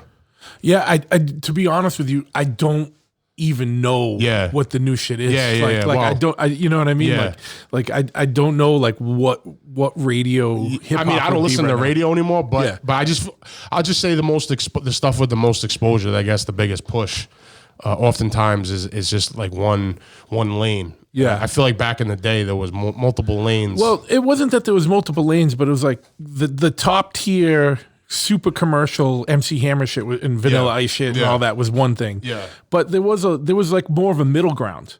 Like you could be an independent artist and make it to this middle ground where you'd have more of a major push. Right. Like, because it was outlets, like you could have a video on MTV or BET or something. Right. And so you could be an artist in the middle ground. Yeah. And then, you might not be the flash in the pan MC Hammer, but you could have a career. Like, you know, like you could watch MTV and see a brand Nubian video or something like that. Right, those, exactly. But there was a middle ground there. That was more of a middle lane, and that seems to be gone. It's like you're either underground and you're doing your own shit. That's what I was going to say. Or it's like, Drake or whatever. No, absolutely. That's what it is now. Well, there's still there have people that have had independent success recently too. So I guess it's just a matter of circumstances and timing and the persistence, and perseverance. And like the culture of it, or just like But like think about late '80s. Like you had shit like Public Enemy was like a super conscious shit, absolutely. And then you had NWA, and they were just as big. You know what I mean? And it was like the gangster rap shit, exactly. And then like all the stuff in between. And not too long, you had like the native tongue stuff and people trying to be more conscious or whatever. That's what I mean. You had this like you wanted to hear some gangster shit, you go listen to NWA, right? You wanted to hear some politically motivated shit, you go listen to Public Enemy. You want to hear some chill out, you can chill with the ladies and have a good time shit, you could put on Tribe, you could put on that kind of stuff, and you still have that. I'm just saying, like, it seems like one lane kind of dominates now. And then like there's all this new shit that I don't even get, like the trap shit or the mumble shit and all that. And I'm like, I mean, some of it I can get with, and some of it I can't. But that's what I'm saying. It's just like, and then I feel like too with hip hop, this is something I always say, there's not as much respect paid to the pioneers by the younger generations. Like, and I think that's kind of across the board though. Well, like, cause I'm going to say in hardcore too. You think so? I think so too. Like, cause I've been around a long time, right? Yeah. And I a lot of the bands I go see, I don't see as many young kids anymore. Okay. So when like Agnostic Front plays in Boston and there's 300 people there, and then Turnstile plays and there's 3,000 people there, and it's like, where are those kids? I don't see them at the AF show, but I also don't see us at the Turnstile show. You know what I mean? But maybe it's just whatever. Because I always feel like, for example, when I get into something, I'm like pretty obsessive, so I'll do the whole fucking history and go back, and like to me, you have to do that. Like, like I always say, like with the kids with hip hop now, like not all of them, but some of them, like, they don't want to hear that. That's some old. That sounds like some fucking 90s shit or whatever. And then like to me, like getting into rock, like I wasn't born in the era of the 60s and the 70s or even the 80s. So like, but there's so much great music from that time period. Like, and I want to go back and hear it all and pay my respects. But that's more indicative of an artistic mind. And I'm not saying saying that like a lot of people I know that are in bands, like whether it's like a hip hop group or like a hardcore group, listen to all kinds of different shit. Right, exactly. And then if you really love music, you're gonna be into all kinds of shit. True. And you're gonna have like times like, I remember when I was a kid, there'd be like a month where I'd only probably listen to hip hop, and then it was like a month I'd only listen to hardcore. You know what I mean? And then like and go back and forth. And then like sometimes just mix it all up, or I'm on listening to some like 60s like fucking dude, Lou Donaldson, you know, or like shit like that. Definitely, bro. You know, or the Meters or something. Yeah, and just you know, finding shit and then getting into it for a while, and then just mixing it all up, and that's that's your influence. But not everyone's like. But that's always been the difference between people that really love music and people that just are like radio fans or like it's background shit. And unfortunately, that's probably I guess maybe the majority or close to the majority. But you also got to think this too, like, and I've talked about this on the podcast a few times. But when I got into hardcore, I got into it in the mid '80s. Yeah. Like first show we went to, me and Ryan went, and our friend Kevin was there. It was '85, and you know, got into it maybe earlier that year. Yep. But there was only a few years of history before that. Yeah, you were there at the beginning. But I wasn't at the beginning, but I was at the kind of the second wave. Second wave, yeah. But, you know, and I remember 86, 87 being, man, I wish I could have seen that band. And, you know, that was 82, but that was only 5 years ago. 5 years ago, yeah. But now it's 2020. Right. So 1985 is, you know, 35 years ago or whatever. Right. So there's that much more history that people have to be up on now. That's true. And I don't think everyone's going to do that, like in whatever genre, you know? You're right. Because it's like, there's hardcore now that is like in the realm of fucking oldies. Yeah. Like, you know what I mean? Because it's 30 years old. You know? Let me ask you a question. Crazy. You're, you know, I consider you to be a hardcore OG. And how do you feel like, so recently I've talked to people and people know the kind of music I'm into and everything. And they'll say, you know, they'll introduce me to someone and say, oh yeah, this is my boy. He's into this heavy shit, the hardcore. And then they start naming bands to me. I'll be like, oh, so who do you listen to? And these bands, I'm like, yo, these aren't hardcore bands. Like, what do you mean? Like there's this whole genre of hardcore, but it's not hardcore. It's not the hardcore that I'm used to, like that I know. But I don't like. It's like screamo, like fucking weird shit, bro. Oh yeah, I don't listen. But why is that called hardcore? I don't know. What the fuck's going on? To an untrained ear, you know, all like heavy stuff will sound the same. Like, you know, like that's fucking crazy. Just like metal. How many genres of metal is there? You know what I mean? Like, black metal, heavy metal, speed metal, thrash, death metal. When we think hardcore, we think the bands that we know and a certain. You know what I mean? But the thing is some of the bands that we know and think of as hardcore now in '85, that would be a metal band. It wouldn't be a hardcore band. Yeah, because of it's just more the attitude, I think, and the attitude behind things. So, you know, but yeah, like someone I can't even think of anything. Someone wanted to say Linkin Park's hardcore, I'd be like, no, fuck you. Yeah. But that's just an untrained ear. Like to someone who only listens to like say jazz, you know, there might not be a big difference from Linkin Park to Negative Approach. You know, I don't know. I'm just trying to extrapolate why someone would think that. You know what I mean? But you know, it's a untrained ear. Like I guess you're right. That makes sense. But I would guess, you know, it's what just I mean? weird to me sometimes, and they'll be like, "Well, I listen to, I don't want to, you know, whatever band," and I'd be like, "Well, have you ever heard of Madball?" And they're like, "No." I'd be like, you said you listen to hardcore. Yeah. How do you not know Madball? I don't understand. But especially since like Madball is just still an active band. Oh like, yeah. If it's a band that came around for 2 years. Right. Not everyone's gonna hear it. Shout out to Madball too. Hoya, what's up, Freddie? What's up, brothers? Yes, sir. But yeah, man, fucking. You know what? You know, what kind of made you pick up the pen and start writing? Like, you know, you got into hip hop and you said you started playing around with DJing and saying you could do this and started rapping. Yeah. Like, what kind of was like the thing that pushed you into going from just a fan to actually wanting to create music? Well, you know, I used to freestyle a ton. Like I'd freestyle all day, and I didn't know how to make a song really, but you basically just hear all the stuff you listen to and you say, well, I want to try to do that. You know what I'm saying? Yeah. And sitting in someone's fucking basement with a tape recorder and a fucking handheld mic, and you're rapping over a beat, or you're rapping over someone else's song if you don't have a beat or instrumental. And then eventually, you know, as I got older, you learn, okay, I have to write songs. Like you have to write it. You know what I mean? So it's not just freestyling. If you want to actually put a song together, I mean, I guess you could, but you know, you want to have a song with a structure and a format, so you start trying to write. And then I just, you know, would just write. And then eventually, you know, I learned how to structure a verse, you know, not just write like 3 pages. You know what I'm saying? Yeah. You write like fucking 3 or 4 pages, and like, it's like, nah, you got to have like a structure. No one wants to hear that. You know what I'm saying? Yeah. Like, you basically just put a long freestyle down on exactly. paper, Like you gotta be able to structure the song, 16 bars, 8-bar hook, or whatever you want to do. And that's that's the thing now as I've been doing this for so long now, it's like you don't want to be confined to every song has to be 16 bars, 8 bars, 16 bars. Like you could do whatever you want. It's fucking music, you know what I mean? But that's really like, that's how that started.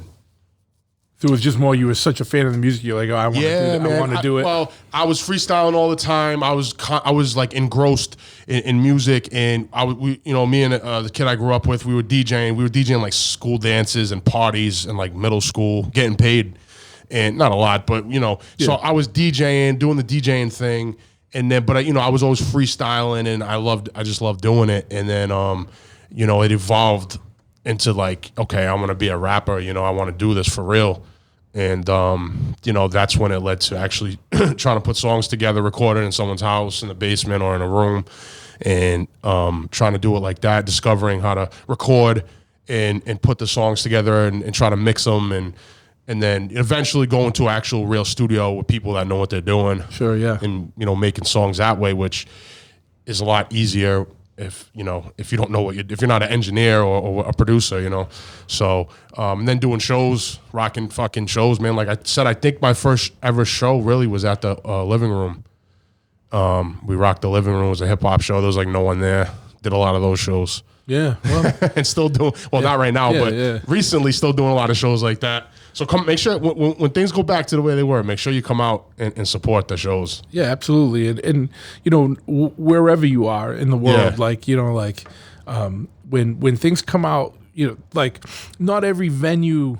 Like if there's a venue, I say this all the time, but I don't care if I'm beating this to death, but it's just some people might not have heard these other episodes. Yeah. When things open back up, if there's a restaurant you really liked, or a venue you really liked, or a bar you really liked, 100%. or whatever, go there and fucking support because Absolutely. And especially like restaurants and shit, because like you think like restaurants operate on such a low margin of profitability. Oh, sure. I know. And not everyone's going to have like 5-6 months of income put aside to be able to keep shit in order, exactly. like while they shut down. Exactly. Like here at the tattoo shop we opened up this week, like literally we're at the end of the money we had reserved. Like I paid the last three months rent with no income and utilities. Like we got nothing left in the coffers, like, you know what I mean? So it's a good thing we got to open up this week. And so, but all these other businesses, like they, get out and fucking get back in the world and fucking support and keep things moving because, how many venues have just shut down that we've seen like big fucking venue, like the Middle East is up for sale. That's probably going to be gone. Great Scott's gone. Great Scott's gone. Yeah. All kinds of crazy shit, dude. That's just Boston. And I'm sure there's going to be more too as this continues. Yeah. Unfortunately, and it sucks, man, because like we're talking about these venues, like you're going back to the glory days, of venues, and then like the venues that I came up on even still, and pretty soon, dude, what's gonna be left is I don't know. Yeah. And it's funny though because you mentioned Frank J. Russo. I have not heard that name, but I remember like every show, like my father worked there. You'd hear the commercial on HOF, Frank J. Russo presents, whatever, it was. My father worked for him. My father worked for him. I don't remember exactly how long, but he did. It was before I was born. And he told me he has some fucking crazy fucking stories. I can imagine. Some crazy shit that I won't say on the podcast too. Yeah. But it was a whole different era back then. Yeah. And what did he do for him? I think he was. My father was an accountant by trade, so I think he was one of his bookkeepers. Oh, okay. But he worked like I think he did more than that though. Like I think he was involved with the actual shows and because he was there every show. Yeah. You know what I mean? Traveling, they would travel up and down New England and the East Coast. And he had fucking Lobster with the fucking Allman Brothers, and he met all these people, and it was a different scene. You know what I'm saying? It was, yeah. That was, they were doing top level shit too. Yeah, they were doing arena shit. Yeah, exactly. Like Russo was like booking the Civic Center for shit. Exactly. That's right, yeah. Yeah. So, that was a crazy time for music, and great legendary stuff. So what are you working on musically now? I know I'm not even lying. I'm not Yeah. saying this in a negative way, but Yeah. sometimes I can't even keep up with all your collaborations. I know. You I have know. so much shit coming out. My engineer at the studio says, dude, you're like the fucking collaboration king. Yeah. And he also says that I have the most songs recorded there out of anyone. And if I didn't record it for months, I'd still have the most. I have a ton of music recorded. It's just a matter of, for me, it's been the avenues of putting it out and getting that break where you have an outlet to, put the music out in the right way, not just drop it and then, because a lot of my releases I'm just doing it myself. So I put something together, put it out, and fucking try to push it. But there's only so much you can do by yourself. Yeah. So what I'm working on now is, the newest thing that I'm about to drop solo wise is this project.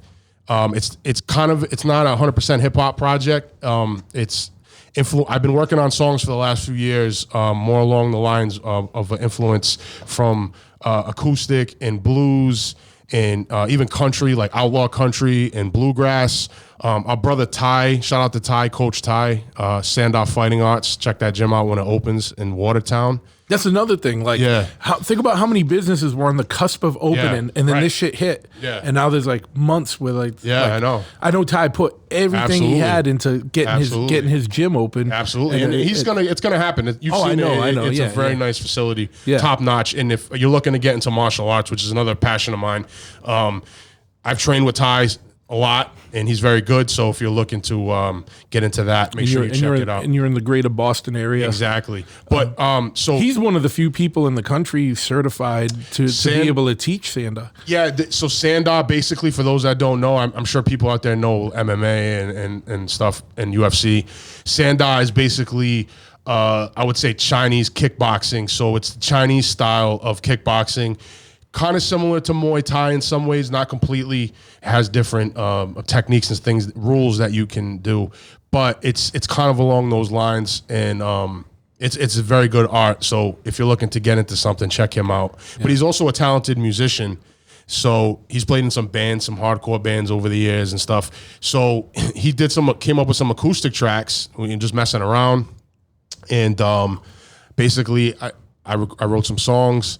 And we put those together. And then I also worked with this guy, Dan Family Man. He's a hardcore kid out of Jersey. He's also into other kinds of music. We collaborated on some stuff, some bluesy type stuff, and a little like mix of like hip hop and rock. And then I worked with another kid out of Nebraska, Colton LeBlue. He produced some stuff for me. And then, so basically this release is called Outlaw Harmonies and Sad Songs from Chaos, Volume 1. It's a lot to say. But it's just basically a collection of some of those songs that I've been working on. So I'm going to put that out. I just did a video. I'm going to shout out to Vertigo. He's my engineer, and he does some of my videos. I'm going to drop that. It's a different lane for me. There's still some hip hop in there too. So, because I love all genres, man, and I listen to a lot of, like this quarantine thing, I've gotten into a lot of the blues. Like I dive really deep. So like I've gotten into the blues big time, like the Delta blues, and like going way back to the early shit. Yeah, man. And to me, that's like the foundation of a lot of music. So I'm really into that. And then I also have a project that's pretty much almost done, recording wise, or is done with Adam, aka Ad Money ADM from Lords of Brooklyn. A lot of people out there probably heard of Lords of Brooklyn. They've been around since the early 90s. Came back as the Lords and did the band thing. Shout out to all those guys, cool dudes, super talented. Adam's super talented. We have a whole project that we're going to be dropping. He produced the whole thing. I'm not exactly sure when, but that's another thing I have in the works that'll be coming out. And then the other thing I wanted to plug too is Killer Fraction Music Group. That's kind of like a label music movement that I'm involved with my boy The Shark from Morris Park in the Bronx in Vegas. He's been around the rap game for a long time, dating back to the mid-'90s, late '90s, early 2000s. We're about to drop his album. His album is basically his comeback album called Turf War. I'm on a bunch of songs on that, and then I have a single coming out too. And then we have a group album called Members Only, which will be dropping this summer. So shout out to the whole Killer Fraction Music Group, Click, SPR, what's up, Vin G, Frank G, everybody else, AMC, Dues. So we're doing that. We got a lot of stuff going on with that too. So I'm just going hard, man. I use this time to really put a lot into my music these last few months. That's good, man. Because there's not many times in life where you're going to have a 3-month pause button where plus there's 3 nothing months plus, too. nothing going on, so you're stuck at home or wherever, Yeah. and you gotta. I hope everyone uses this time well, and what's left of it, use it. If you haven't been, use what's left of it well, man. Do something productive or creative or something to further yourself or further an interest or something, man. But develop your mind a little Exactly. bit. You know? And also musically, I started learning the harmonica. I picked up the harmonica. Awesome. And I haven't practiced. I know about 6 songs right now. Well, that's the blues got. My boy was like, "Yo, I'm gonna get into the harmonica." I'm like, "That's a great idea, and it's cheap, and it's not, it's not easy though. It's definitely not easy." So I've been fucking with that too. I'm not ready to like go out there and start playing and doing shows or anything with it, but that's I've used this time to try to study that too. Sure. I mean, and similarly, I've been using this time to learn the guitar. Yes, I love the guitar. I would like to have you on a song. Yeah, we gotta dude, get a collaboration going with that. and The guitar is a slept-on instrument. and the electric accordion. Yeah, the electric accordion. I'm the first guy to put distortion on The an recorder? electric, and a pan flute. the pan flute. Fuck Zamfir. Big Truth's going to be the next Hell master. yeah. Zamfir is the master of the pan flute. Yep. Big Truth's going to be the overlord of the pan flute. What about the electric jug? You know about the electric jug? I don't know. You know the jug, right? I know the jug, yeah, So yeah. all those like the washboard and the Yeah, jug. yeah. So there was a guy actually. Oh, did someone really make an electric jug? All right. So I was watching the ZZ Top documentary. I love ZZ Top. Yeah, that shit was dope. Right. That was even if you do not like the band ZZ Top, amazing, though. It's I just couldn't. I know, of course, but just from a documentary perspective, it was a very interesting documentary. Like I get wrapped in, like, I'll watch a band, like making of the band or some shit I don't even care about. Yeah, like, no doubt. And I find the 100%. story behind bands very interesting a Absolutely. lot of times. Definitely. But ZZ Top was an interesting one just because there's just a lot. There's just a lot there. I mean, and they're guys too that their roots are a lot in blues music, and, Sure. and a lot of, especially their early stuff, had a big heavy blues influence. So what I was saying was there was a band that I don't know if one of the members was in originally, or it was just a band that they toured with, but there was a dude in the band that played the electric jug. It was a fucking jug, and I don't know I guess they had it hooked up somehow, and they called it the electric jug. You gotta hook up a sample of that for That'd be one of the sick, songs, yeah. Because I don't think you're gonna find many electric jug players. Man, fuck. In If there's any 2020. jug players out there, contact me ASAP. Yeah. And we'll be giving all your how people can find you at the end of the episode. Yeah, and actually, truth, let me say too, if there's any music, because here's the thing, and you remember this, I had a band for a short-lived time. Boombox Saints. No, Gutter Monk. Oh yeah, Band, the band, right? So we recorded a demo. Shout out to our brother Stress. Went out to Philly, recorded it there, and we did some shows. And after that, I wanted to do another band again, but I haven't been able to really put something together with people. But I'm always down to work with musicians. That's how I put this current project I'm about to drop. It was just through networking. I mean, Ty, who I talk to regularly, but then networking with other people, other musicians, people from all over. That's the beauty of technology, is that you can collaborate. And I've collaborated with people all over the world. Sure. And people tell me that, like, man, you're always working with this guy from fucking Russia and England and fucking this one, that. And that's the beauty of social media. There's a lot of downsides to it. No, but that's one of the plus you. Exactly. So if there's any musicians out there, if they hear this, man, let's work. Get at me. Singers, any musicians, you play instruments and stuff, man. Whoever, let's Especially work. the electric jug, man. Definitely the electric jug. If you're an electrical juggist, reach out. The guitar, the electric jug. Yeah, man. Word. Yeah, fuck yeah, dude. So we started talking a little bit about fighting. I know you've trained for a long time. Love martial arts. What do you? I know, barring the last 3 months. Yeah. You know what I mean. What have you been up to? Well, I've been training in my fucking garage. I pretty much set up a makeshift gym. I got some different bags, and then I got some weights and stuff. So I've been trying to keep, as they say, the sword sharp throughout this whole thing. So that way, when the gyms open back up, I won't be fucking rusty and get my ass kicked. Yeah. But yeah, martial arts I've been into since I was a kid, starting off with karate. but they weren't selling fireworks at where I went. You know, Truth always talks about the karate supplies and fireworks store, so I had to bring that up. Hey man, Pennsylvania, right off the highway. Whenever you're on a road trip, it would be like fireworks and karate supplies. And then over the years, I trained in different styles, man. Different arts like Jeet Kune Do, Bruce Lee's art, which is basically like a precursor to MMA. I trained in that for several years. The Filipino arts with the knives and the sticks. Great art for if you want to learn how to fucking shank the shit out of somebody and cut them up. Basically dissect someone.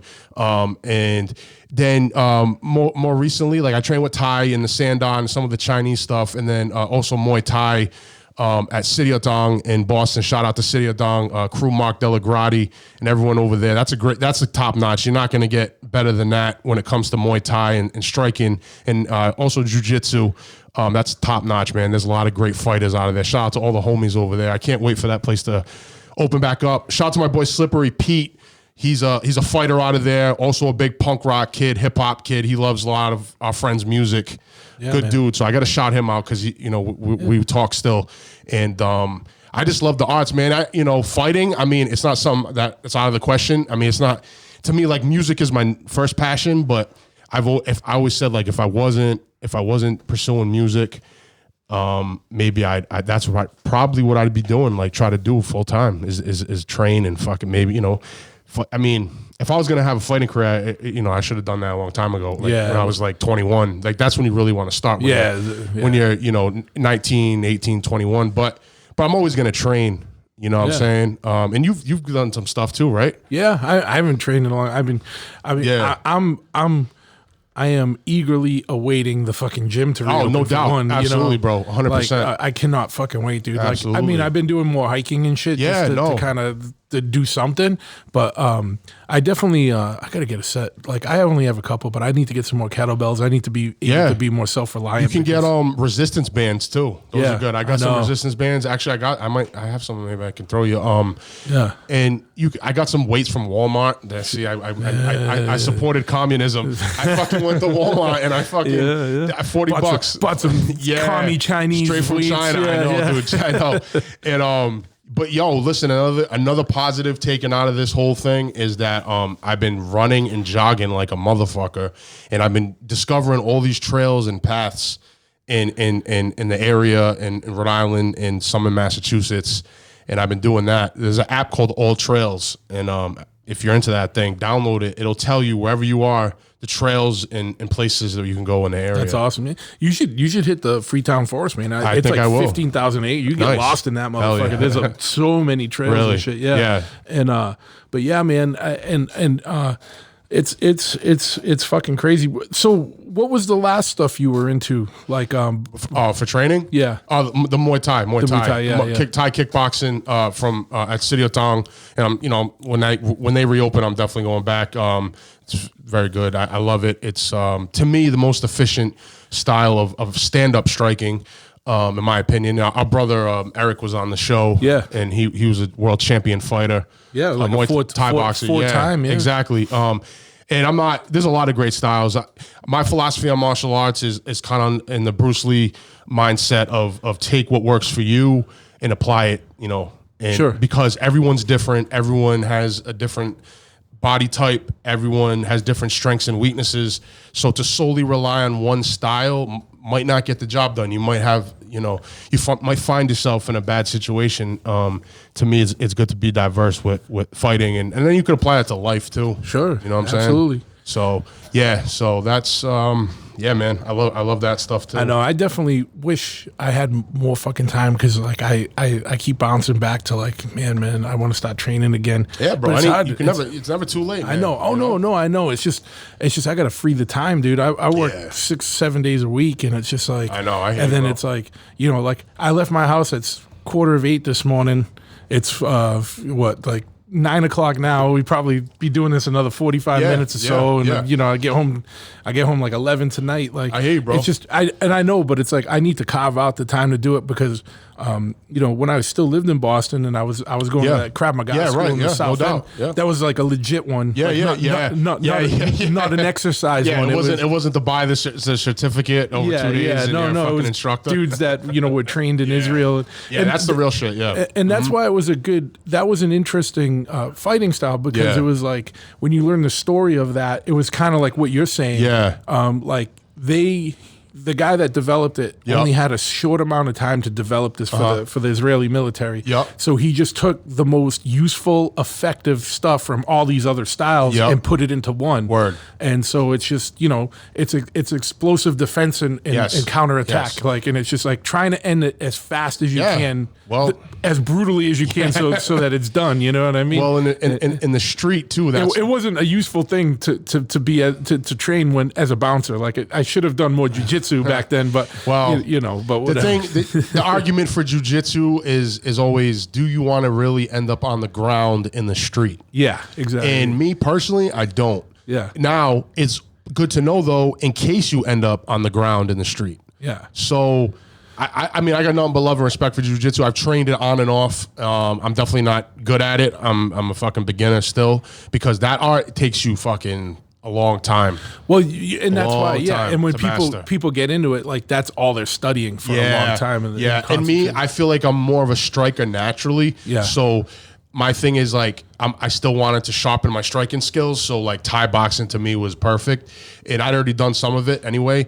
But eventually, like, I like to get back into the grappling stuff because it is a necessity, and it's good too for restraints. Yeah, that's why I was saying I should have been more doing that when I was bouncing, because it's like Krav Maga's like there's no useful skill for bouncing in that. It's just like devastation. I know. But it was fun. You know what I mean? And not to go down the rabbit hole either, but I think if more police officers were forced to train in like jiu-jitsu or something, maybe they would know how to like restrain people. Oh no, that's not even a rabbit hole. You know what I'm saying? 100%. That's something I've said for a while, bro. Is like, if they, like, you've seen what happened in the latest, maybe not the latest one, but the biggest one. Like, if that dude knew some jujitsu, maybe he wouldn't have done what he did. Like, maybe he would have known. I don't know. I don't know. And I'm not gonna.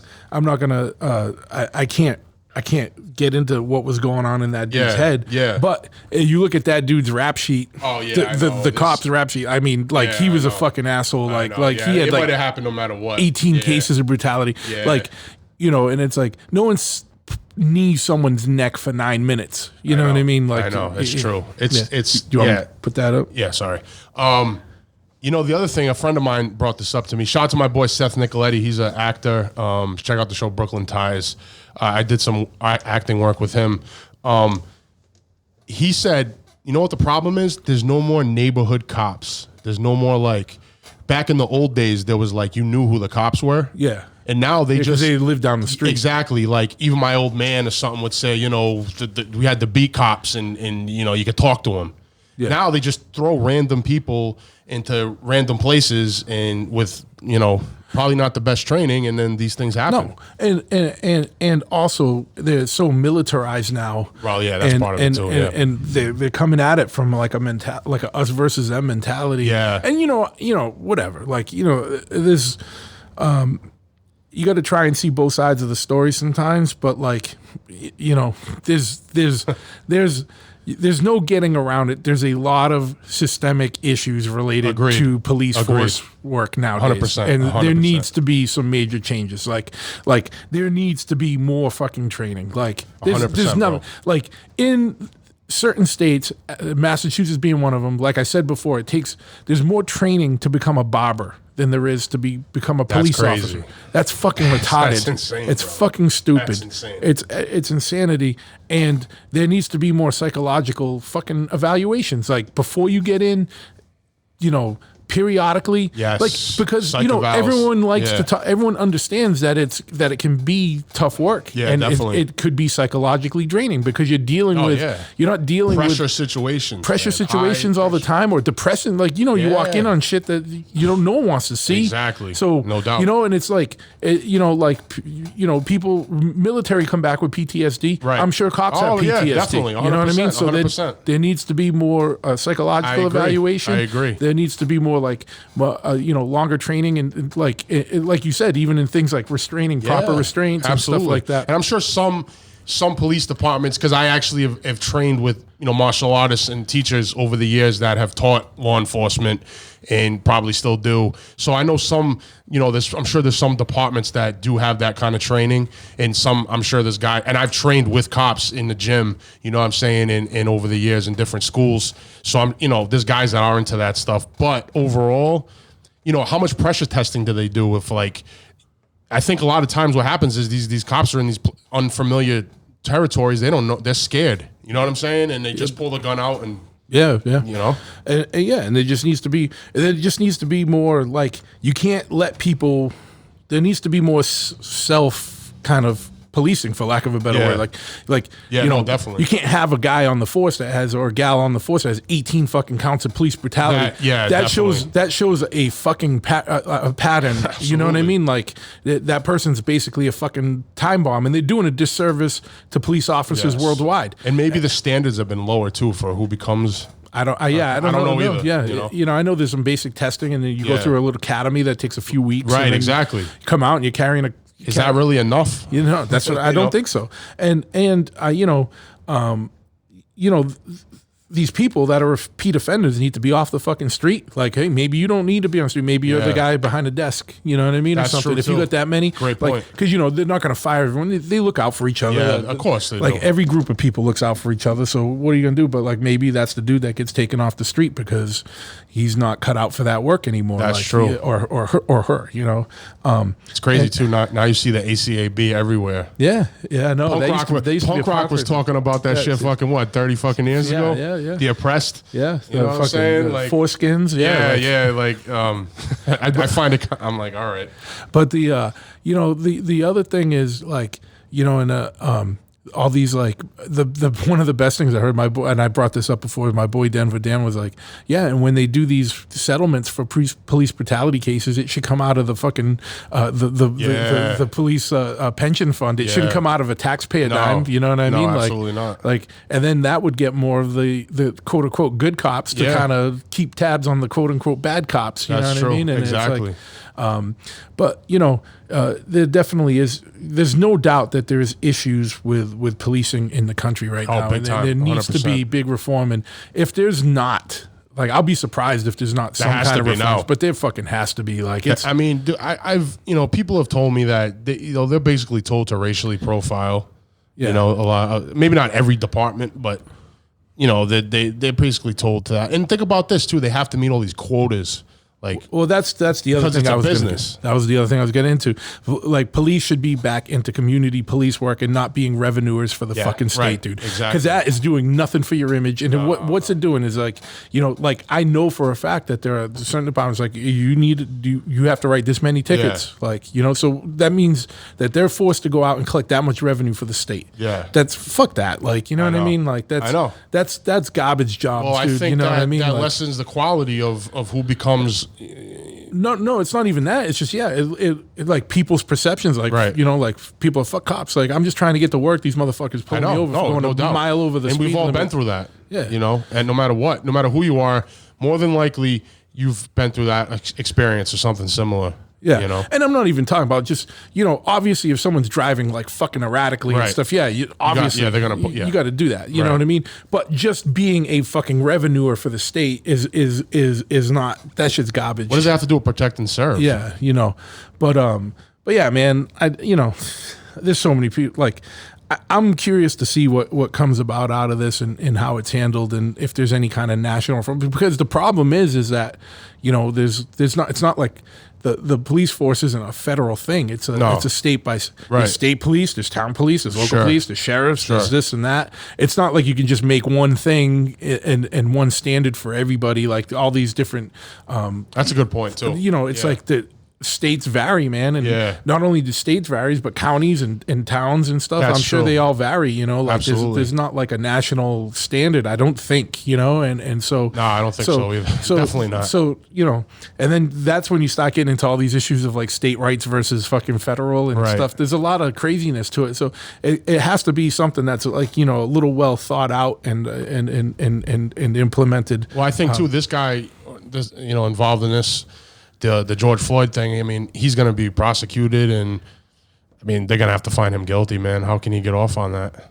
Yeah, I mean, Because other cops have gotten off on shit that they've had on camera, and I don't see him getting off on this one. Well, it's so high profile. It's so high profile. They have the video and all this protesting and rioting going on. Like there's, I don't see it. He's gonna get locked up for sure. Yeah. Well, it's just more, but that's not where it should stop. Like if he's locked up, good, justice was served. Right. But there needs to be some more kind of reforms implemented. 100%. Because it's going to keep going on if not. Yeah, and how do you feel about in some countries cops don't carry guns? How do you feel about that here? I don't think you get away with that here. Yeah. I mean, look at Chicago. How many? I know. And here's the thing: is like people are selective with outrage, right? Yeah. Because how many shootings and deaths were there in Chicago like last week? Crazy amount. Fucking insane, right? Yeah. No one's fucking. There's no outcry about that. I like, know. you know what I mean? Like, where's the movement behind that? That's like, you know what I mean? And it's like, I know. And but like, I don't think. Well, can that go back to the fact that somebody? But like, so the thing is like, there's no police don't carry guns in England, right? But there's like just less guns in England, right? And I don't think there should be less guns here. I think more citizens should be fucking armed and to be honest with you, and be responsible. There needs to be more responsible. Do you think ownership. if everyone was able to just carry a gun without all the bullshit, that there would be less crime and these situations? I don't know, but there is like some states, like I know you can carry like open carry. Yeah. In some states, is there less gun crime there? Unless muggings and fucking. No. But what the thing is there's a ton of gun crime in places where guns are banned, like DC and Chicago. Right. Because only criminals have guns, because criminals don't care about the law. Right. Duh, like it's obvious, doubt, right? no You know doubt, what I mean? yeah. No, I'm not saying duh. Yeah, I'm saying duh. Yeah. Like a criminal is not going to get a gun through legal means usually. You know what I mean? So it's like all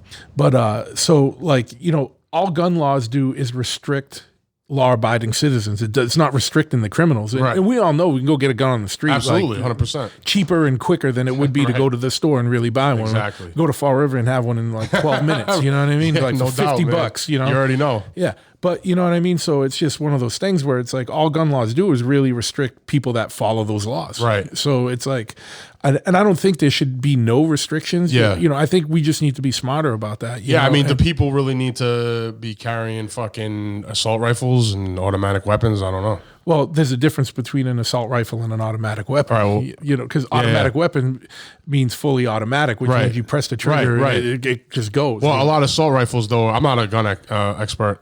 Assault rifles are mostly semi. Oh, semi? Okay. So what's an example of a fully automatic? Well, you can make, so say you had an AK-47. Yeah. Most of the commercial ones that you buy are semi-automatic, which means, it shoots as fast as you can squeeze the trigger. Yeah. Automatic means you press the button, you pull it, and it just fires fully auto. Right. You need a special machine gun license to own fully automatic weapons. Yeah. And you get a stamp from the not DEA. What's the firearms? NRA? No. I just blanked out. It's so funny. NRA. Charlton Heston. Yeah. No.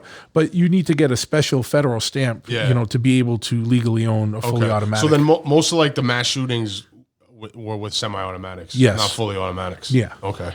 But a lot of the legislators show their lack of gun knowledge when they try and talk about guns, and they don't even know what and the saying blatant things that are wrong, and it's just that's a whole other sticky area, man. I just try and have common sense things about it, like you know what I mean. Like we have a Second Amendment that really was more to have an armed population in case the government became too tyrannical. Right. It wasn't for hunting, because they didn't need it for hunting back then. You know what I mean? Yeah. That is exactly what it was fucking because they for. have the guns. We need to be able to have the guns. Yes. Yeah. No, absolutely. 100%. And there was a lot of stuff in the early days from Founding Fathers about talking about not letting the government get too tyrannical.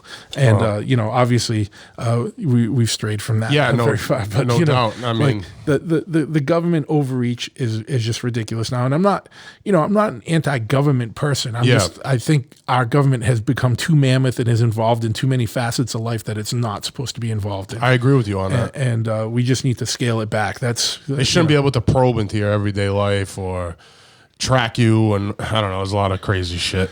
Yeah, there's a lot of that's just such a whole sticky world, and they apparently listen in on your smartphone or your fucking TV, smart TV. There's all kinds of shit that you can do. But there's one thing where they can see through the house or whatever. There's some kind of technology. There's all kinds of shit out there that has a place where if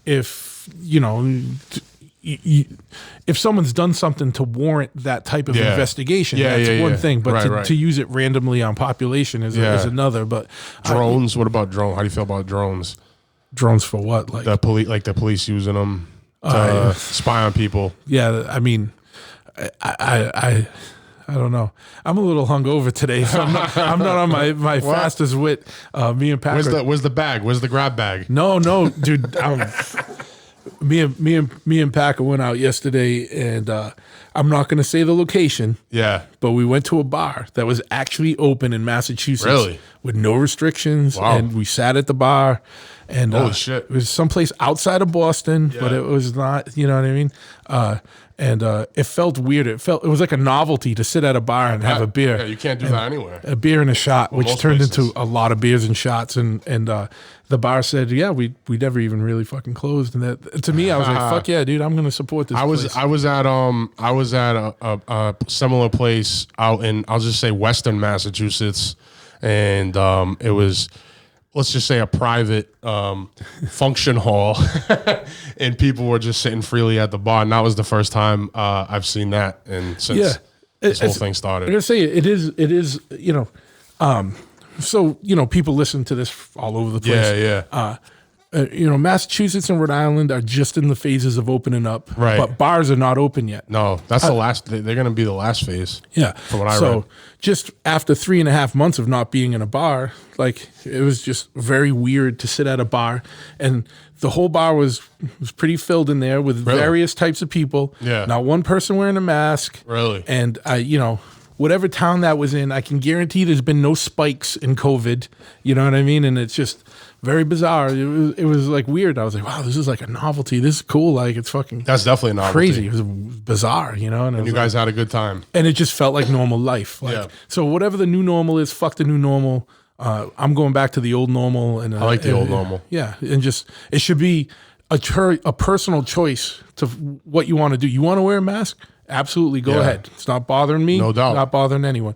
I don't want to wear a mask. Fuck you. And I'm not coming at it like from one of those like the problem is like you try and have like a common sense opinion on something, and then everyone wants to label you as part of one of these like fucking crazy offshoot groups. Sure. Like I'm not the dude out there protesting about no mask, blah blah blah.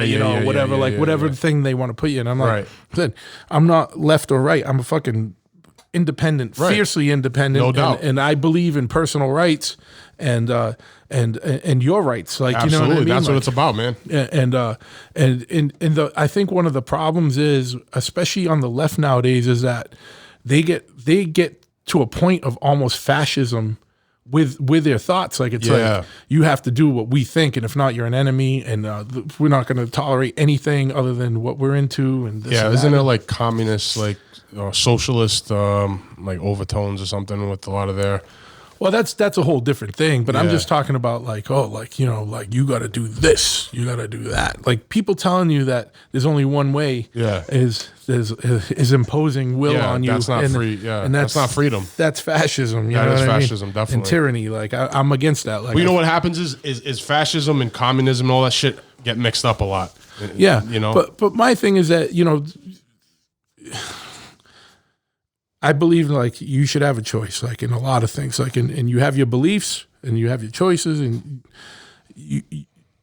the difference is, I don't know where I'm going. Like I said, I'm starting to fade, to be honest with you. Drew's gonna be sleeping in a minute. No. But like the thing is like, if you choose not to wear a mask, that's fine. But you usually need to be able to accept the responsibility that you might come down with it. And that's no one's fault but your own. Sure. You know what I mean? But at the same time, if you're not going to wear a mask, you should be doing smart things that boost your immune system. Like you should be taking vitamins. 100%. You should check your blood for vitamin D, because they link the COVID shit, the people that have the real bad cases of it, to vitamin D deficiency. So just go buy some some fucking vitamin D. Take some vitamin D.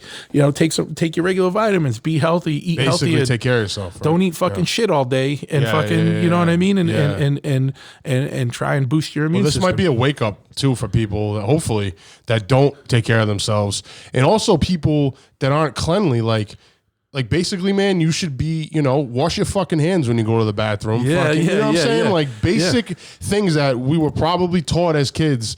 Like, why don't you do those things? You know what I'm saying? You nasty ass motherfucker. And you might not fucking get sick, dude. Like, you know what I mean? Like, just, I don't know. I mean, people are dirty, bro. You know, like a lot of people. You know, here's the thing too, is that like totally. The other thing is your immune system is there to fight shit off. Right. And if you are totally putting yourself in a 100% sanitary environment where you're not exposed to anything, you know, this is the converse of that. I'm not saying go be a fucking filthy fucking pig. I'm saying you have to let your immune system fight shit off for it to say. I don't know where I heard this, but one of the best analogies I heard is that your immune system's like a fighter. Yeah. Right? And if it doesn't train, it's going to lose. Like, imagine like you're a heavyweight boxer. Yep. You know you're gonna get in the ring. You have to train for that fight. Otherwise, you're gonna go and you're gonna get your ass kicked. Absolutely. If your immune system isn't training, it's gonna lose the fight. Right. You know, so you have to like I'm not saying be fucking gross and don't take a shit and not wash your hands. I'm saying fucking you also can't live in a bubble. No. You know, practice basic fucking good hygiene, but you know what I mean. Like you can't worry about. Like you could get out and go get bit by a mosquito and get a fucking crazy brain encephalitis, dude. Fucking like you know what I crazy, mean? man. There's so much shit in the world. You can't shield yourself from everything. You have to still live, dude. I hate ticks. Oh yeah, dude, you know, where we are. There's a fucking bro. Lyme disease. Paranoid about ticks, bro. Dude, and that's the thing. Disease. Lyme disease is fucking horrible, and it's not a very understood. It's not a very understood disease, and there's a lot of people that are suffering very harshly with that. Is that some people say that was created in a lab and then spread in Lyme, Connecticut? Yeah, right. Yeah. I don't know, man. I don't know. Dude, I know. I still know about all this shit, but I do you think COVID was? Do you think it's a chemical or biological warfare, germ warfare, or do you think it came from the bats and fucking? I don't know. The wet market.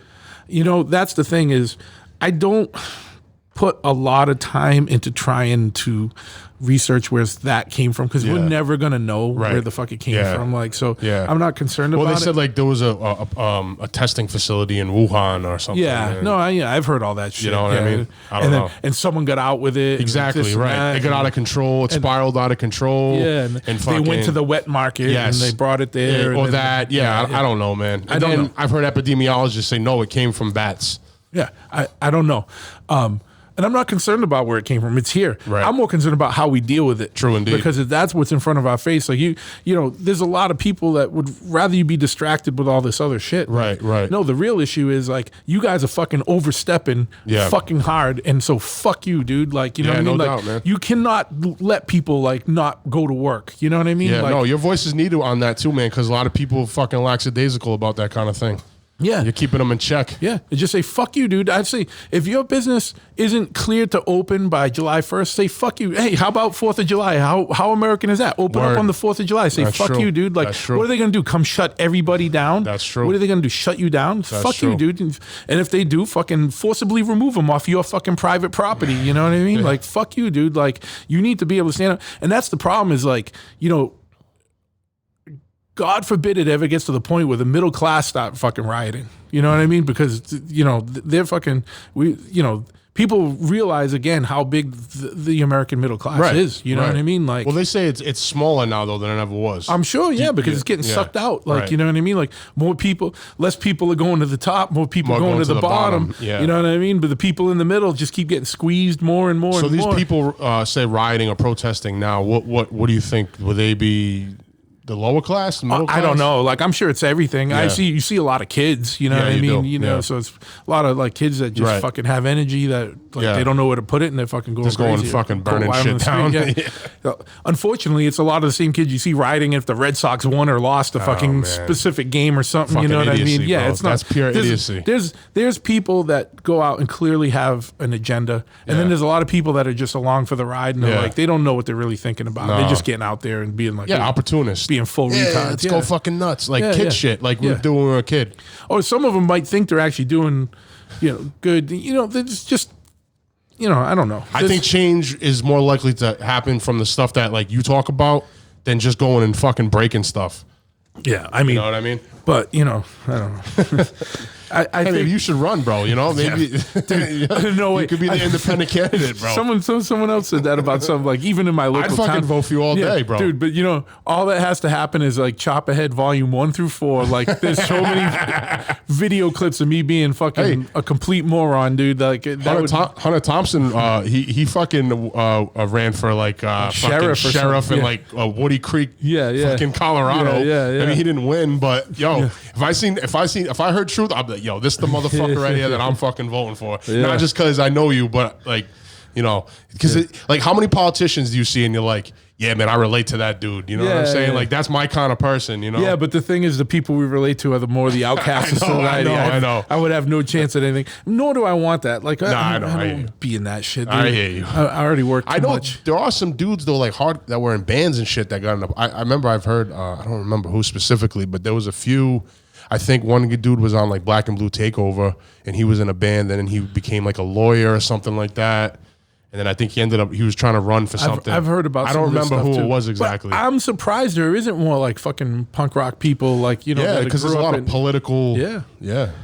And that's what you need. You need more free thinkers and people that can be critical of government and situations to be involved in government, because that's who you want. Right. You want people that are really looking out. Right. Not people that are just looking in their own self-interest. No doubt. 100%. Represent the people. Yeah. I mean, and here's the thing, it's like, it's hard to, I think it's always like a double-edged sword, because it's hard to represent the people when the people aren't letting you know what they really want. That's true. That's a good point. You know what I mean? So like you get elected to a certain position, and all you're hearing from all day is you're hearing from all these lobbyists and these this and that. You're hearing from them, but you're not hearing from the dude on the street as much. You know what I mean? Or if you're hearing from them, you're hearing about them on like stupid trivial things. Yeah, exactly. You know what I mean? Right. Like, not the real issues. Yeah, and so it's like they're just like, all right, fuck it then. You know what I mean? Like, why not? Fuck it. Yeah, absolutely. And so that's why I say fuck us. Like, we need to be more active and more stand up. And all you like, even just like, during this, like, I wrote Governor Baker a couple times. Did you? Like, what? I don't know if it matters or not, but at least I'm like, I feel like I'm doing something. You know what I mean? No doubt. And did you get any kind of response? You get like basic, just like standard form letter backs. You know what I mean? Who knows? But I'm like, at least maybe someone's keeping tally of what people are. Their thoughts are, and then like they're probably maybe like kind of summarizing it to a report to them or something. But you gotta do something, man. You know what I mean? And True it's indeed. But I don't know. No, I hear you though. You're definitely right. People need to take action if they want to make change, and people need to study up and do their research on things and not just live with blinders on. And you got to be. I think one of the most important things you can do is if you are going to insist on being in one of the big two political parties, you need to be as critical of your own party as you are of the other parties, because some of these people, like say I was a Republican, some of the Republicans running, I would be like, I don't want that dude representing me. Right, exactly. That doesn't represent. And I wouldn't vote for that dude. Like a lot of people will just vote for their party no matter what, just because I'd rather have, even though I don't like this candidate, I'd rather have him than than a Republican or whatever, or whatever. And it's just like you need to put the country first, not your political party. And both parties have shitty candidates, absolutely, and do shitty things. Absolutely, 100%. There's no getting around it. Like, no, not at all. So police your own party as much as you want to police the opposing party. You know what I mean? And be open to it, and like, and because neither of them are 100%. You know? No, dude. I mean, like I said before, I think it's two sides of the same coin, and you hear people saying, "Well, I'm going to vote for the lesser of two evils." And it's like you're still voting for you're still voting for evil, really motherfucker. Be like that, dude? No, but that's the thing. The lesser of two evils is still evil. I don't get that mentality. I'd rather write in somebody and no doubt, man. But the system shouldn't even be like that, man. That's what's fucked up. Yeah, but unfortunately, that's where Those are our choices. You have evil number one and evil number two. Now take your pick. Yeah, well, At least you voted because you voted for one of these evil motherfuckers, right? Yeah, I think you should pass a basic fucking knowledge. This isn't coming from an elitist standpoint, but there's too many people that are voting that are very uninformed voters that have put in no work in to see what they're really voting for. Right. They're just voting like, all right, I'm a Democrat, and they said vote yes on this, no on this, yes on that, and that's what I'm going to do. You didn't even read the fucking thing. Like, kind of, be more informed about what you're fucking voting on or who you're voting for, and take that. If you take anything away from any of this, bear some of the responsibility because, the country got this fucked up because we, as the people, let it get this fucked up. And the politicians are just taking advantage of our apathy. That's a great point. And so, really, it's my fault, it's your fault, it's everyone's fault that we let it get this fucking bad. And so, take some responsibility in cleaning the fucking shithole up. You know what I mean? That's great. Yeah, no, I agree with you, bro. Good. True indeed. But what's up, man, with acting, dude? I know you've been kind of dabbling with that. I did a bit of acting. I had this part on this show, basically playing an Irish gangster from Boston, and we, we filmed the pilot. The show's not gonna. I mean, as far as I know, I don't know what's going on with it exactly, but. Yeah, I'm into the movie scene, the film. I want to get into it more. Right now everything's at a standstill. Yeah, but it's definitely something that I'd like to pursue when things go back. And shout out to my friend Louis Lombardi of Sopranos fame and 24. He gave me some really good advice, and he's a good guy. So it's definitely something I want to do too. It's a performing art like music. I think I enjoy it, and I love movies and film and television, like not mainstream television, but like I binge a lot of, especially the last few months, I've binged a lot of shit. Fuck yeah, man. So but yeah, if there's any casting agents out there or whatever, man, you want to get this mug on TV, you know what I'm saying? Holler at me. Yeah, man. Well, fucking, right now we got a funny thing going on, and I'm only bringing it up because I got hit up a lot this week. Yeah. There's a TV show on AMC called Nosferatu. I've heard about it. Yeah.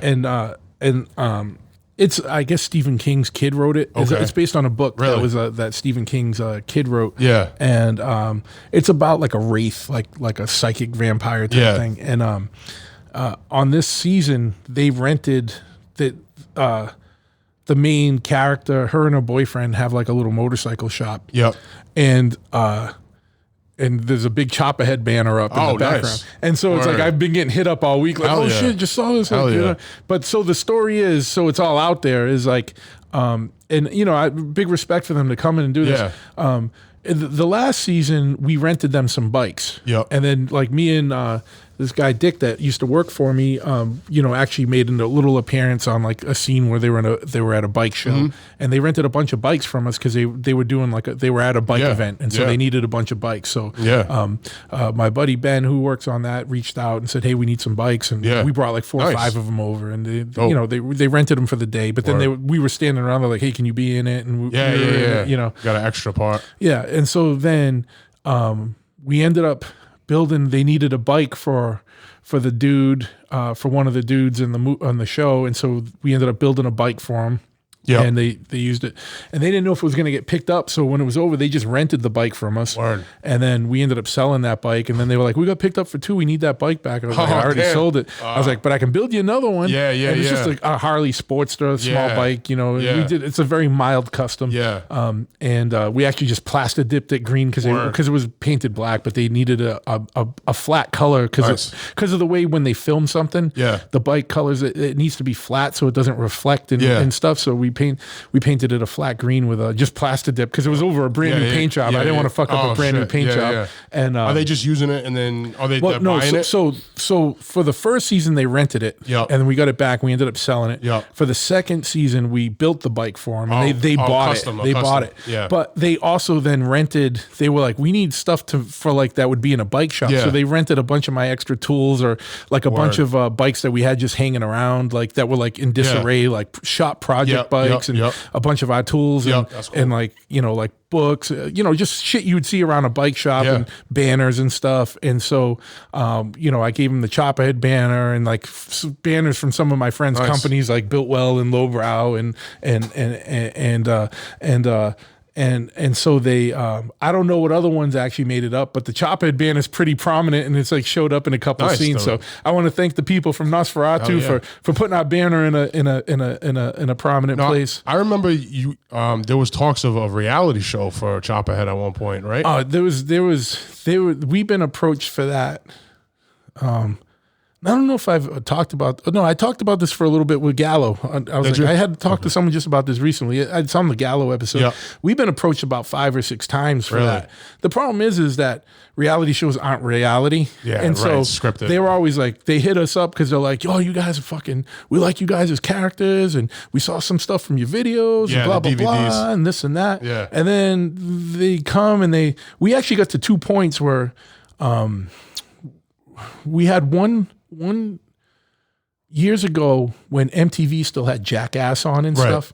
Like we had a show that was they came out, we filmed a bunch of stuff and it made its rounds through MTV all the way up. And it almost got green lighted, but then they changed the focus and they were going after more of like a young teen female market, and that's when you started seeing all those. That's not your market? No, yeah. So you start seeing all those like pregnant teen shows and shit like that. And then Jackass went away and all that. And so that was one time where we actually like almost had something. And then another time we actually made a pilot for True TV. And with some of the dudes from one of the dudes from Impractical Jokers was the guy doing it. Nice. But the problem is that they try to make us do shit that we normally wouldn't do. So to me, they wanted it to be a certain way. I don't give a fuck about a TV show. And it's like, if you're coming at me about this shit and it's like, you like us as characters, but then you want us to do shit that isn't us. Like, I'm not doing that. And I told one of them once, like, there was one company that like was actually pretty cool and understanding about it. I was like, yeah, look, you came to me. I didn't come to you. And 2, like, I don't have a ton in life, but Chopperhead has a certain reputation and level of respect in the industry, and I'm not doing anything to jeopardize that. That's not like you, that man. would You go ain't against that it. Yeah, you ain't that dude. I was like, I don't care about selling some extra T-shirts and merch. You know what I mean? So I was like, I'm not doing anything unless I come out with our reputation and respect intact, or more than it was before. And otherwise, I don't care, dude. And I'll just do shit on our own. I was gonna say that we did those DVDs, and now we have a thing called Chopperhead TV. It's going to come out on Amazon Prime. Oh yeah, you guys didn't you drop a trailer? Did you drop a trailer for that? Yeah, we did. Yeah. Just get a little bit closer to the mic. Sorry. Yeah, you start trailing off.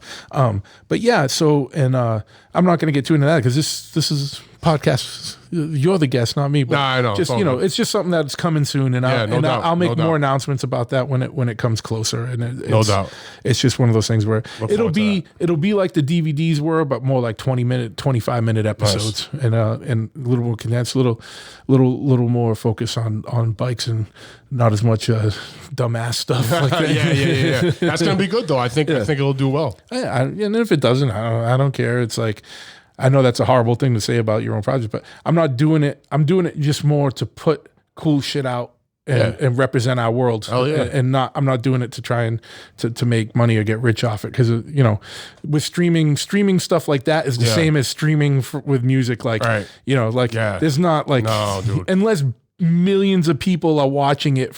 Like, what is it? A million streams gets you like $5,000. It's something crazy, yeah. So it's like, there's not like, it's just more doing it to put cool shit out, like not to. There's no dreams of getting rich. Being a reality TV star. I don't want any of that. Like I would love to do, and it's something that me and Ian have talked about more. It's just doing more programming or doing more documentary type shit. I would love to get more involved in that because that's what I actually went to school for originally. Oh, really? Was like documentary film. I thought about going to film school on it, but and then I ended up in anthropology because I wanted to do ethnographic films and shit. And then I was like, I need to know more about the science of like anthropology to be able to make a better film. Film is like a skill, like and an art. You know what I mean? But like you need to know the science to be able to make better movies. And then I just got off on a wacky world of like, and whatever, and ended up all over the place. No doubt. But it happens. But yeah, man. So fucking, what else, dude? feel like we've talked Yeah, about a no, lot this of is shit. good, man. Yeah, we did. No, I mean, I think we covered pretty much everything, bro. You're into a lot of shit, so I just want to make sure I didn't miss anything. Yeah. You know? With the I mean, with the music, I like I said, I'm dropping this Outlaw Harmonies project. And when's that? Sometime this summer, soon, probably in the next month or so. Dropping a video. We'll be dropping that on all streaming services, so you'll be able to get it and stream it, and I'll make like 15 cents. Yeah. You know what I'm saying? But you know, and then I got the Killer Fraction music group movement. We got that going on. We got a lot. That's, you know, hip hop. And we got a lot of things going on with that, so stay tuned. We got the Members Only album coming out, and then the Turf War album will be dropping in July. And then I got the project with Adam from Lords of Brooklyn. Not exactly sure about that when that's coming out. And then I'm going to be dropping more stuff too, because I got so much music on deck, and hopefully we can get back to shows at some point in the near future. Absolutely. So if you're a promoter out there and you hear my music or whatever, I definitely want to get back on the show scene. It's been a while. And one more thing, let me just talk about quick. I know we're talking a lot, but I did go on tour before. I was on tour with Scarhead and our brother Isaac, Danny Diablo. A lot of crazy times on the road with them. Oh yeah. So we I've been on the road, man, and I would like to do it again. Because it's a great experience. Yeah. Getting out there, going to different. I mean, I know you've done it, and it's a great thing to be able to rock shows across the country, or if you can go overseas, do that. It's amazing. Absolutely, man. It is. It's cool because it's cool when your art or your music can allow you to go see the world. Yes. Because it's all that shit is more experience that kind of you absorb, and that influences your art in a way that you normally wouldn't if you only stayed in your town. Right. You know what I exactly. mean? And so it's an important thing. If you're involved in anything creative, you got to get out into the world, because it'll give you new perspectives. Expand your horizons. Yeah. Absolutely. That's not like just bullshit talk. That's fucking reality, man. And you got to get out of your own your little cage that you impose on yourself sometimes. Like, and we all do it. Yeah. We all have a tendency to do it. We're creatures of habit, right? Yeah. And you got to just force yourself to do that shit sometimes, and fucking take chances, man. Live fast, fucking exactly. Do all that shit, man. No doubt, bro. But yeah, so where can people find out more about you? Like, give out your Instagram address, if you have any websites, all that stuff. Instagram is at Lord Willin, no G, so Lord Willin, one word, DMS. That's on Instagram. I'm on Spotify and all the streaming services. I have releases, some mixtapes and stuff like that on all the streaming services. Obviously on Facebook, I have a music page, Lord Willin. And you can also follow Killer Fraction Music Group on Instagram, all underscores after each word. Email, Gmail, YouTube. I have a YouTube channel, SkiMaskMonk. So subscribe to my YouTube channel. We've been dropping a lot of videos because I will be dropping more. That's a necessity nowadays, the music videos. So yeah, man, just follow me, and got a lot coming out. So stay tuned. A wide breadth of different type of musical stuff coming out. Yeah, man, I love it all in the next few months. I love it all, man, and I think I'm just gonna always do it, and I love all different kinds of music. So who knows what will happen? Fuck yeah, and that's spoken like a true musician, because like true musicians love music, and I know so many people that have so much different shit, and it's awesome because you find out new shit all the time. Exactly. There's no end to the amount of shit that's out there. So there's always something new, and when I say something new, I mean new to you. Yes, it might be a recording from 1937, but it's some new shit to you that you never heard, and it might resonate with you a different way. And I love doing that. I love absolutely, doing that. Going man. back and listening to all the stuff that you didn't hear, But yeah, word. Fuck yeah, man. Well, I'm gonna. I want to thank you for coming out today. Thank you for having me on, bro. It's always cool to be able to do them in person. Absolutely. I got a couple of little things I got to read here. Stay on, because obviously some of these guys too. Okay. I just got to give shout outs to some of the people that helped me sponsor and help promote this show with me. First off, I want to thank Chop Cult. And if you don't know who Chop Cult is, they are a big probably one of the biggest and definitely one of the best news resources out there. Their social network dedicated to chopper builders, motorcycle riders, and not just choppers, but all types of motorcycles. But started more with a chopper emphasis. But general, if you're into motorcycles, go check out chopcult.com. They have like a weekly newsletter. They have blogs. They have classifieds. So if you're looking for some rare, weird parts, you get on there, you might find that gold you've been looking for a long time. And they have one of the most active online motorcycle forums that are out there, and it's all broken up by category. So if you're into British motorcycles and you want some tech advice, there's a tech advice section in the forum just for British motorcycles, or antique Harley, modern Harley, all that stuff. It's all there. So you can follow them online as well on all the social medias, simply at ChopCult, or go to chopcult.com and sign up. And membership is absolutely free there, and they don't ask for your credit card or nothing, so it's wicked easy to get on there. Nice. So get on there and start exploring around. Also want to thank my boy Big C and Dirty Mick over at Omerta. The Code of Silence. Yes. And they are one of the most realist streetwear or quote-unquote lifestyle brands out there. These dudes live that, you know what I mean? And actually, I did a video. You were there for the video shoot, Omerta MIA. I did kind of like a theme song, and the video's out there right now on YouTube. So go check that out. And absolutely. Big C, one of the best in the business, there. My brother. Them and Dirty Mick. Mick, what's up? D110, what's up, guys? Yeah, fuck yeah, man. And so these guys, they offer a lot of quality American-made clothing. Most of their shit's on American-made apparel. That's important. 100%. And it's hand-screened by them. They're involved in all aspects of it. They're not just farming shit out. You get a shirt, it's more than likely Mick fucking screen that shit. Yes, you know indeed, what I mean? absolutely. And so, these guys are completely DIY. Yes. Totally represent street culture. 100%. You know what I mean? So, 1,000,000%. As authentic as it gets. So check them out. No question. Omertamia.com. That's OMERTAMIA.com, or Instagram and Facebook at Omertamia. It's just fucking awesome dudes. Like, I can't ever say enough. Rats. And I have so many Omertamia shirts Me and too. hats. I'm wearing one right now. Yeah, absolutely. You're wearing I'm wearing the Madball Omerta collaboration shirt with the Set It Off cover and everything. Yeah, for my enemies. Not Set It Off, sorry. What cover is this? Demonstrate My Style? Yeah, so they do also collaborations with music and all kinds of shit. So check out, that is one of their newest collaborations, Madball, and I know they did some stuff with Noise as well. And we had Matt from Noise on the podcast not too long ago. But even more importantly, not only are you supporting a company of friends of ours, you're also supporting a brand that does dedicated to using as much American-made apparel as they can. And they just don't do T-shirts. They have jackets, hats. They have hoodies, hats, fucking pomades, socks, limited edition screened prints, all kinds of shit. Yeah, they do everything. But not only rings, they got the rings. Yeah, absolutely, all kinds of crazy shit. And if you use the code Big Truth at checkout, you get 20% off your order. Word. So that's a really good amount, especially when you think about how much it's probably most, if not all, of the profit. They probably at that point they ship into your ship. Maybe they probably make a buck or two. Absolutely. That's about it.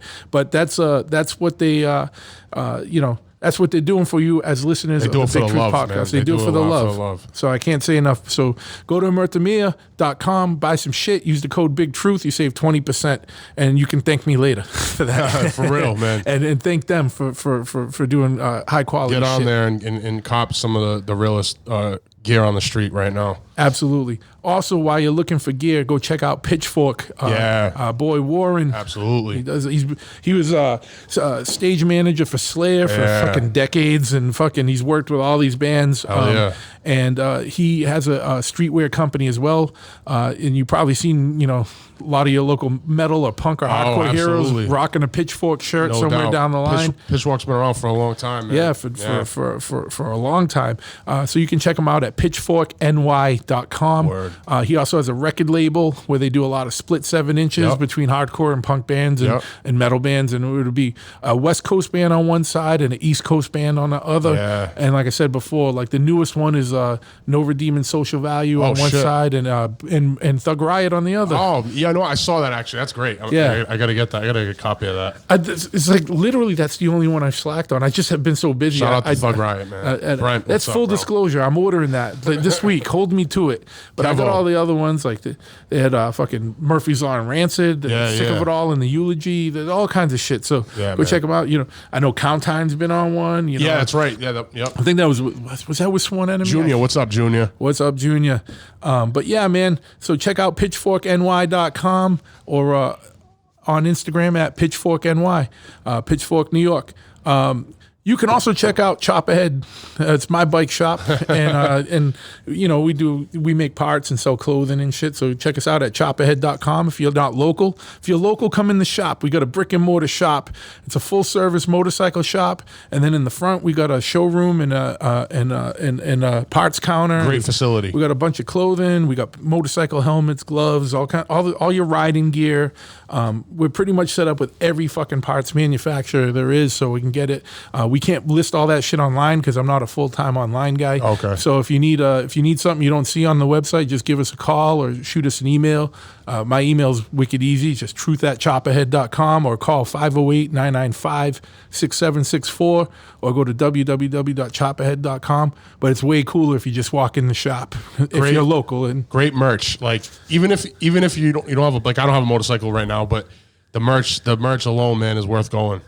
dude, I don't even know how many how many Lord Willin videos I see him rocking a Chop Ahead shit. Yeah, you know actually, what I mean? the one, the newest one I just did, you might see some Chopper Head up in there too. Fuck yeah, man. I always appreciate it. But, doubt, you know, brother. it's cool, man, because, like, it's weird, like, and I'm not saying this because it's right, but I feel like I hear this from a lot of friends that are in bands. They go on tour. Yeah. And, like, you know, Ian said anytime you went on, like, Blood for Blood tour and Yeah, he had yeah. Chop Head shit, like, Yeah. like, he ended up having to give it to people. Like, people are like, where'd you get that, blah, blah, Yeah, blah. man. And Packer said the same thing. Like, he brings extra Chop Head shit with him on No, tour when dude. Slapshot plays because he ends up having to give it to people. You guys definitely built a brand. I've seen people all over with Chopper Head stickers out in East fucking bumfuck, and I'm like, yo, the Chopper. He's like, oh, those are my people. Oh, word. You know, Yeah. Swear to God, bro. It's cool. It's just been, you know, we've been around for a long time. No and, doubt. And resonate with all the motherfuckers in these subcultures. Hell It's like, yeah, man. Even though it's a motorcycle shop, it's Yeah. it's almost like a Chop Head's almost like a punk rock band at this It point, is, or bro. a hardcore band. Yeah, you know no, what I you mean? guys got like a cult following for real.